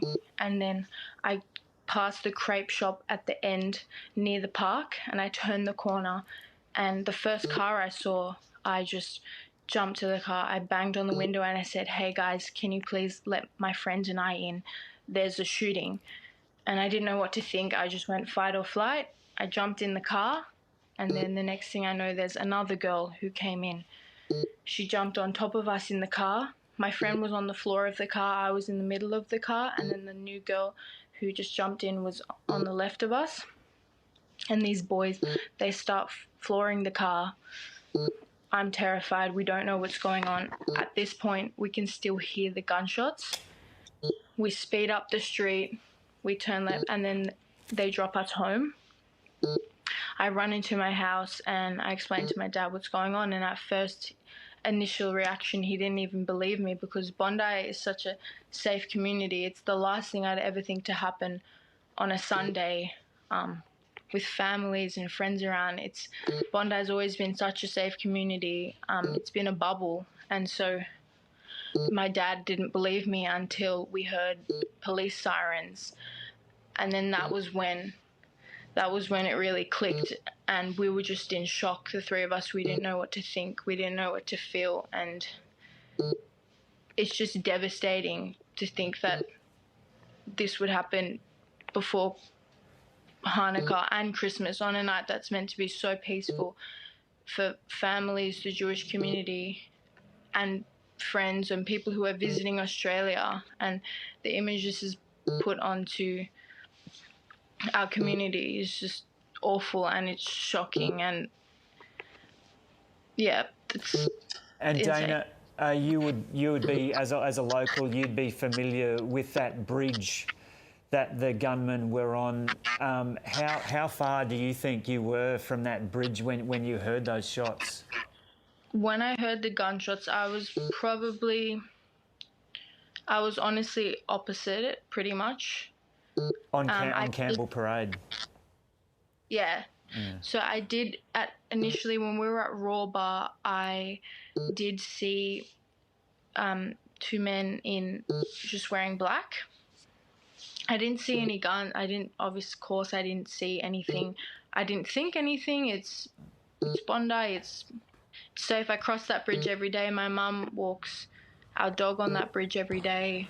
So I would never think anything of it. And then it just goes to show how safe of a community we think it is when I believe it's fireworks. And then when I saw the look on people's faces, it just clicked to me straight away that I just had to start running. And then I did remember a guy actually came bolting past us as well, telling us to run, but I didn't think anything of it until I really saw the hundreds of people just start running. And Dana, have you been kind of born and bred in Bondi? And if so, what do you know about the Jewish community and how important the Jewish community is to the Bondi scene? Yeah, I was born and bred in Bondi. So my friend that I was with was actually Jewish. So she did actually want to go to the festival. I didn't particularly want to go just because we had plans, but yeah, that's why it's also so freakish to me. But yeah, the Jewish community, it's very strong. It's very big, especially in the eastern suburbs around Bondi and Dover Heights. And tonight was meant to be a peaceful night for them, a night of celebration, and it was cut short. So. Okay, yeah. Dana, thanks for talking to us. And yeah, this has obviously affected the families and friends of those who've died terribly and those who've injured, but also people like you who've been through the trauma of this and witnessed it. So thanks for talking to us this evening. Yeah, thank you. Thousands of people, Joe, at this venue, this beach, this icon of Sydney and the world that have all, if they're not directly affected, have been affected in some way. We've heard so many accounts from eyewitnesses this evening, people that were there, people that know people that were there, and yeah. So yeah, I'm just on in the background here before we end tonight's stream, because I think most of the information that we've gotten from authorities is probably what we're going to get tonight. There'll be updates in the morning. I do have a group of other survivors of the attack that are there trying to that are happy to talk to us. So we'll give it a few more minutes. I've also got there's Minister Amichai Chikli, who has announced, I was just trying to see if he'll come on before boarding, but he's actually boarding a flight, I believe. Let's see what his statement exactly says. A government that normalised boycotts against Jews solely because they are Jewish normalised marches in which flags of Al-Qaeda and Hamas were openly displayed, and for 2 years have failed to act decisively against serious anti-Semitic incidents, bears full responsibility for the horrific scenes we witnessed. I believe he announced somewhere, he told me he announced it's coming. We'll see. We'll give it a few more minutes and see if I can get either of them on the line right now. Yeah, we'll give it a few I am minutes. seeing there are videos of one of the individuals that got some bandages around his head. He's speaking. There's a few videos like this. There's the fireworks videos you're talking about, but nothing will surprise me now. Chuck it onto the big screen, both of us. Yeah. I mean, ABC is just showing repeats. Yeah. There's a lot of reactions now coming from leaders around the world, and obviously people also sharing. One of them was allegedly on the ASIO watch list. Apparently. Okay. That's what the reports are, which, if true, just shows you how useless that is. Yeah. Give me 2 secs. This might be one for us. Yeah, you can mute yourself. So I'll just, I'll just go to the latest coverage from the media and get back to you guys on what's being reported now. We got here The Age reporting about a bystander held shooting victim's hand as she waited for treatment. I think we've seen a lot of stories like this coming out now. We're going to hear more about this in the next coming days. The acts of bravery and heroism from everyday Australians running in at times, it looks like the line of fire to protect individuals. That man alone that disarmed one of the terrorist gunmen, how many lives did he save? Like many brave acts that we're seeing from Australians in the footage and the images that are coming out, and people just comforting people as well during this time, because it is a shocking scene that we're seeing. We can't even show you the footage of the carnage afterwards because it's just most likely get some sort of community violation on some of the platforms we're streaming on without it being blurred. But it did look like the aftermath of a mini October 7 style attack on an Australian beach here. The way that our fellow Australians were lying there with gunshot wounds and shots to their head, bleeding out, dying because of what these disgusting, vile terrorists have done. We've got another one from The Age here. So, wait, Avi might come on soon. Let's just see. No, he's talking to someone. A national terror threat alert still probable. So they haven't raised the terror alert. Probable means there's a 50% chance of an act of terror. And unfortunately, we've seen that horrific act occur tonight in Australia. So the terrorist threat level remains the same. The PM has come out and said that the act is an act of evil anti-Semitism. So it's directly called it out as such. And many of the leaders have directly said that this was a targeted attack, including the police commissioners have said this is a targeted attack on the Jewish community there in New South Wales, but of course all across Australia. There'll be much more to say about that in the coming days. Improvised explosive devices were found in a car at the scene linked to one of the individuals.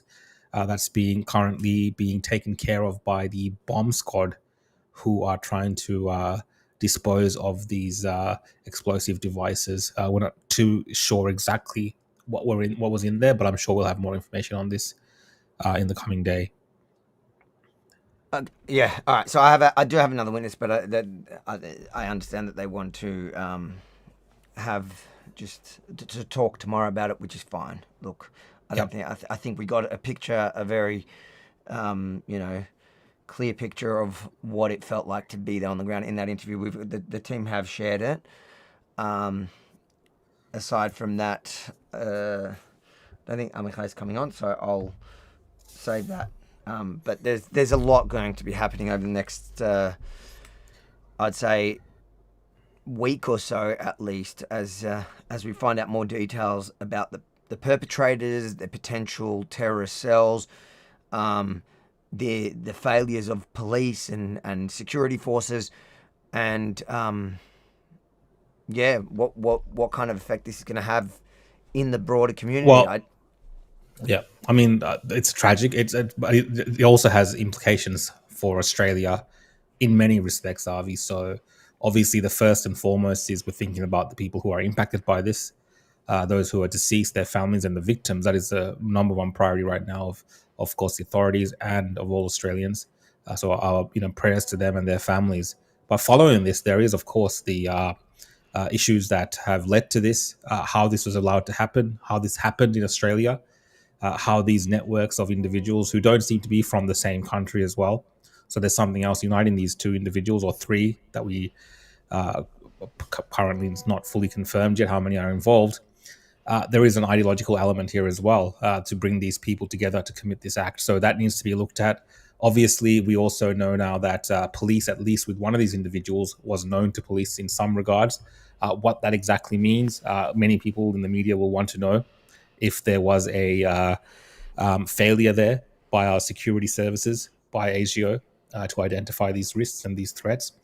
And then beyond that, Avi, just what happened on the day today. Like we've heard from the person that we had, the witness that was there, that called in about the what she felt like was the eternity that it took for police to respond when the police station was across the road. Now, we did hear the police commissioner in New South Wales say that they believe that the police did an impeccable job, and there's no reason to doubt that also at this point, because we're just getting people's reactions from what they understood and felt during a traumatic time.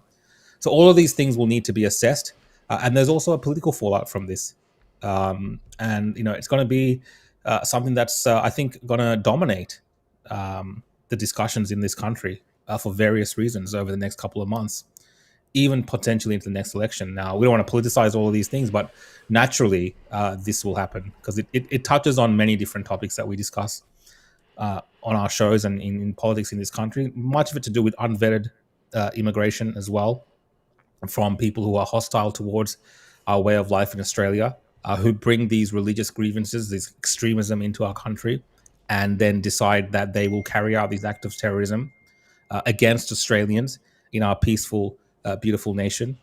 They bring their barbarism, their third world mentality, their religious extremism to our shores, and then they perpetrate these acts against this beautiful nation, which has given them a home. Now, from what I'm seeing of this one of these individuals, at least, he seems like someone that had great benefits in Australia in terms of his life here, but now he's then used that to turn his gun towards Australia itself. Make no mistake, yes, this was a targeted attack against Jewish Australians, but this is an attack on all of us and our country and our way of life and the things that we believe in. And this cannot be normalized. We cannot become like the rest of the world where this is normal. We've escaped a lot of this for a long time, at least since the Lind Cafe incident. But we've known this has been brewing. Over the last 2 years, we've known this has been brewing. We've seen the footage of Sydney Harbour. We've seen the footage from Sydney Opera House.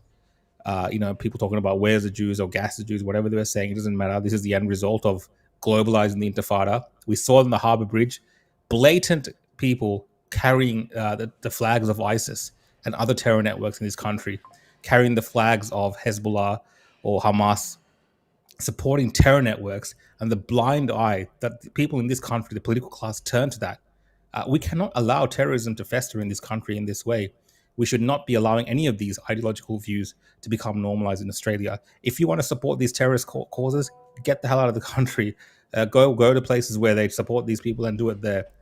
We cannot normalize this, and it has been normalized.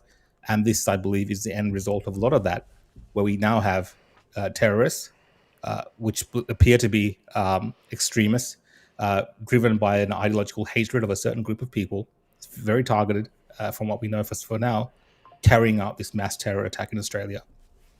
We are not safe in this country right now. We do not know where the next attack is planned. It's quite obvious that our intelligence officers, they were not aware of these people's intentions to do this. So how many more people are there like this under the radar, carrying or planning out these terror attacks in this country?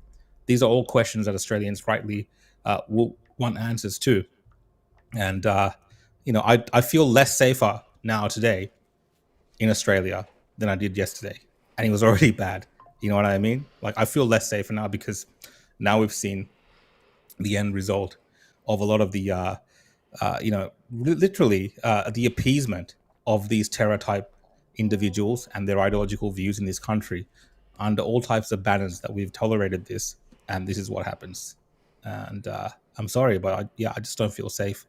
And I think it's legitimate for many people also not to feel safe in this country right now, because I don't believe the authorities, the police, the ASIO, or the government have any idea what is brewing there in the background in this country. This is just a preview, I believe, of more to come of things like this if it's not taken care of. And they've shown over the last 2 years they're unwilling to take care of it because it's for multiple reasons. It's not politically correct, but also the fact that it doesn't serve their political aims. They've got different minority groups that they want to appease, and it just doesn't seem fashionable it won't be popular in those groups to take it seriously. Anyways, it is a shocking incident. It was inevitable, sadly. And I think the Jewish community has been screaming from the rooftops for the last 2 years, crying out for help as every incident happened and everything that happened got minimized. It's just graffiti, get over it. It's just a fire on property. It was always going to escalate to murder. And there's a lot of people that need to be held accountable for it, both in the government, also in the Islamic community leadership, even their, weak statement that you read out earlier. It's just shameful. And it is actually it means that unless somebody stands up and deals with this head on, without trying to appease anyone, literally calling out the problems for what they are and being willing to take them on properly. This is unfortunately the reality that Australia's going to live in. And I've been saying for months, like, I've been worried myself. In a weird way, this is like... Well, just the other day, I think I read an article that you had commented on some other newspaper talking about how it's unsafe for Jews in Australia, like literally to leave the country because like it's becoming unlivable in terms of the threats against their life. And that was a couple of days ago I read that article. What are they playing? And then today... on this? Hold on. What are they playing here? That's one of the interviews I had on earlier. My car is dead today. I look... Your heart is dead today? Yes, today I am scared to go Tourist. to Bondi Beach. But no problem, but... French tourist. Yeah, no, he was just doing a lot of actions there, and I thought... So Netanyahu has commented, the Prime Minister of Israel, and he said what happened in Australia was horrific and that death toll continues to rise. It will, unfortunately rise. Yeah, and you were saying, literally the other day I did give an interview where I was saying that most Australians, and sadly, I'm sad to say this, including myself, I feel like the trajectory we're going on, there is no place for us here. And it's not that every Aussie we meet is hating us. It's that too many are willing to sit by and watch this hate fester and grow because they don't feel like they're the targets. But I promise you, I've been saying this again for 2 years, not yet. When we're all forced out, when Jews are forced out of Australia, they are not going to stop there. And all you got to do is look at Europe, look at the UK. You can see that. And this should never have come to this. It should have never come to the point where Jews are being hunted in the street on a Jewish holiday, targeted for being Jewish. Let's make no mistake here. This was not a pro-Israel event. It was not a Zionist event. This was to celebrate Chanukah, a Jewish event, a Jewish holiday. So that would be, that would be like if somebody targeted a Muslim event after October 7 and blamed it on Hamas. Even though I still don't think that's comparable, but let's just say, like, even if you've fallen for the narrative of this entire war, and you believe Israel has something to answer for, and you think all this whatever stuff. The point is, we've told you the whole time, and the other side, these people who have been rallying on our streets, holding our streets hostage, taking the Sydney Harbour, taking over the Sydney Harbour, marching on the Sydney Opera House, here in Melbourne, taking everything on. They've always said, don't conflate Judaism and Zionism. It's been conflated. It's always been about Jews. The whole reason why they care about this conflict is because it's about Jews. That's it. Because if they actually cared about innocent civilians being killed, they would have been marching for the other half a dozen conflicts that killed many more civilians, women and children in the same time. But they haven't. And it's always had to do with Jews. And the people that stand for this cause, they are happy to target Jews. I saw a video just yesterday from that Palestine, and I was reading the comments, and I was just thinking, and a lot of them were saying, isn't it funny that you idiots post this? Because it proves what people say about you. Is they were posting that they're in the Palestinian what are they called? The Palestinian News Network, or whatever they call them. I've done a few videos on these guys in America. They go around just free Palestine and harassing Jews, and they're in I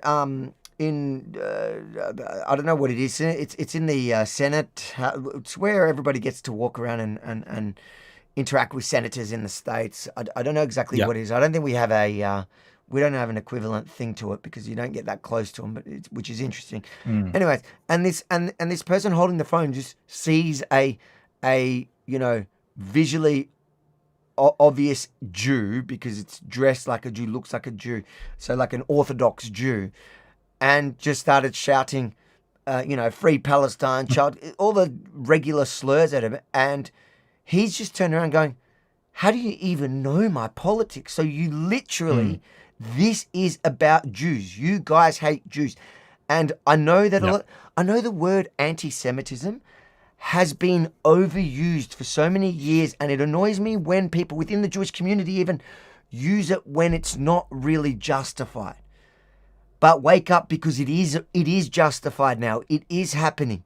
It has been happening. I've been on the receiving end, and if you're not sure, just look at my comment section in the last 2 years, and you can see there are different parts of the community, whether it's the far left, the far right, this Islamist group that have been there. That Islamist part of our community, of the Australian community that we've bought here, this has been their crusade for a long time, but now they feel so emboldened by the fact that the left, the growing far left, and the growing far right that are empowering them and dismissing their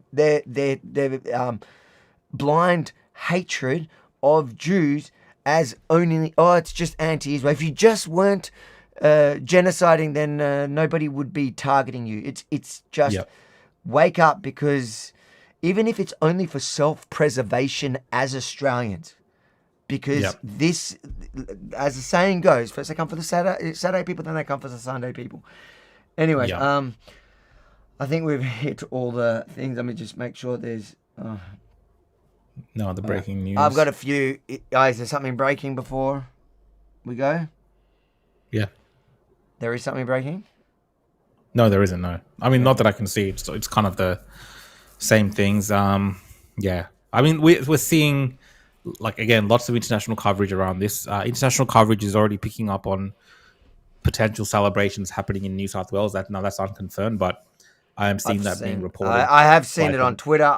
It's unconfirmed. International outlets, it's unconfirmed. I don't know if that's exactly. We saw it after October 7. I wouldn't be surprised if there's a large part of Western Sydney that tonight finds this as a reason to celebrate. Well, definitely there's people kind of laughing about it and celebrating online. Like, that just happens. We do have... there is also elements, Avi, like, just to end on this, far left and far right already coming up with conspiracy theories and blaming Mossad without any... The problem with all this is they're just putting all this out there. There's no links, there's nothing. It's just, they just say it like this and people go with it. So we're going to see all of this over the next couple of days.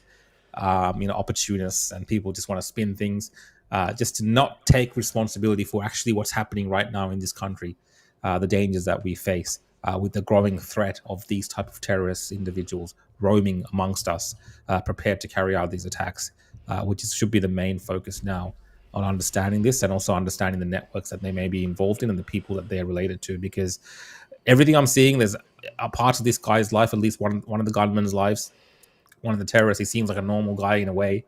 And some people are saying he's a bricklayer. There's photos of him at like sporting competitions, whatever like this. Makes you wonder, like, if these individuals are capable of carrying out a terror attack like this, how many more are there like this being radicalized against people in Australia? That is more frightening than if this individual was out there, going to an ISIS training camp and coming back. If this individual is being radicalized in Australia and taught this hatred in Australia and then turning weapons against Australians and committing acts of terror, that is very frightening, because it goes to show you that there's another layer of extremism and fundamentalism that is impacting this type of terrorism in this country, and the authorities have no clue that this is happening until the attacks happen. It's too late. So my final message is, of course, is with prayers for the families of those who are deceased, prayers for those who are fighting for their lives, and of course prayers for our country, because I don't think Australia tomorrow is the same as the Australia before this attack. We're a changed country from tomorrow onwards.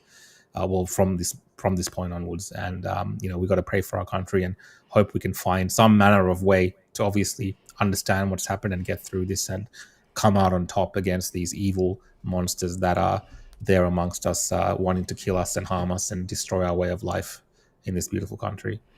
And I want to take the opportunity to thank everybody. I know my phone's blowing up and I can see the messages, I can see the super chats from some of these people and some people that I've met. I see this painter I met at the gym one time. Thanks for all the super chat. Thanks for all the support. Thanks for the love. I know it's a shame that it has to come to something like this for people to realize that We weren't exaggerating about the problem that's brewing in the community. And I hope this is a wake-up call for those of you out there that have been silent until now and do realise, like, now is the time to stand up. But appreciate everyone who came onto this stream, who's watched along with us as this unfolded. It's a horrific night for the Jewish community and for the broader Australian community here, people across the country. I can see that, your average normal person is upset by this, and so they should be. And hopefully we can turn something around. But I appreciate all the support, the love and support we're getting here now. I have uploaded, I got the team to upload.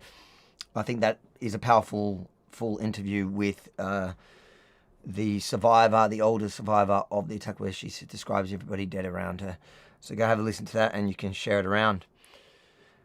Guys, thanks for tuning in. Thanks, everyone. God bless Australia.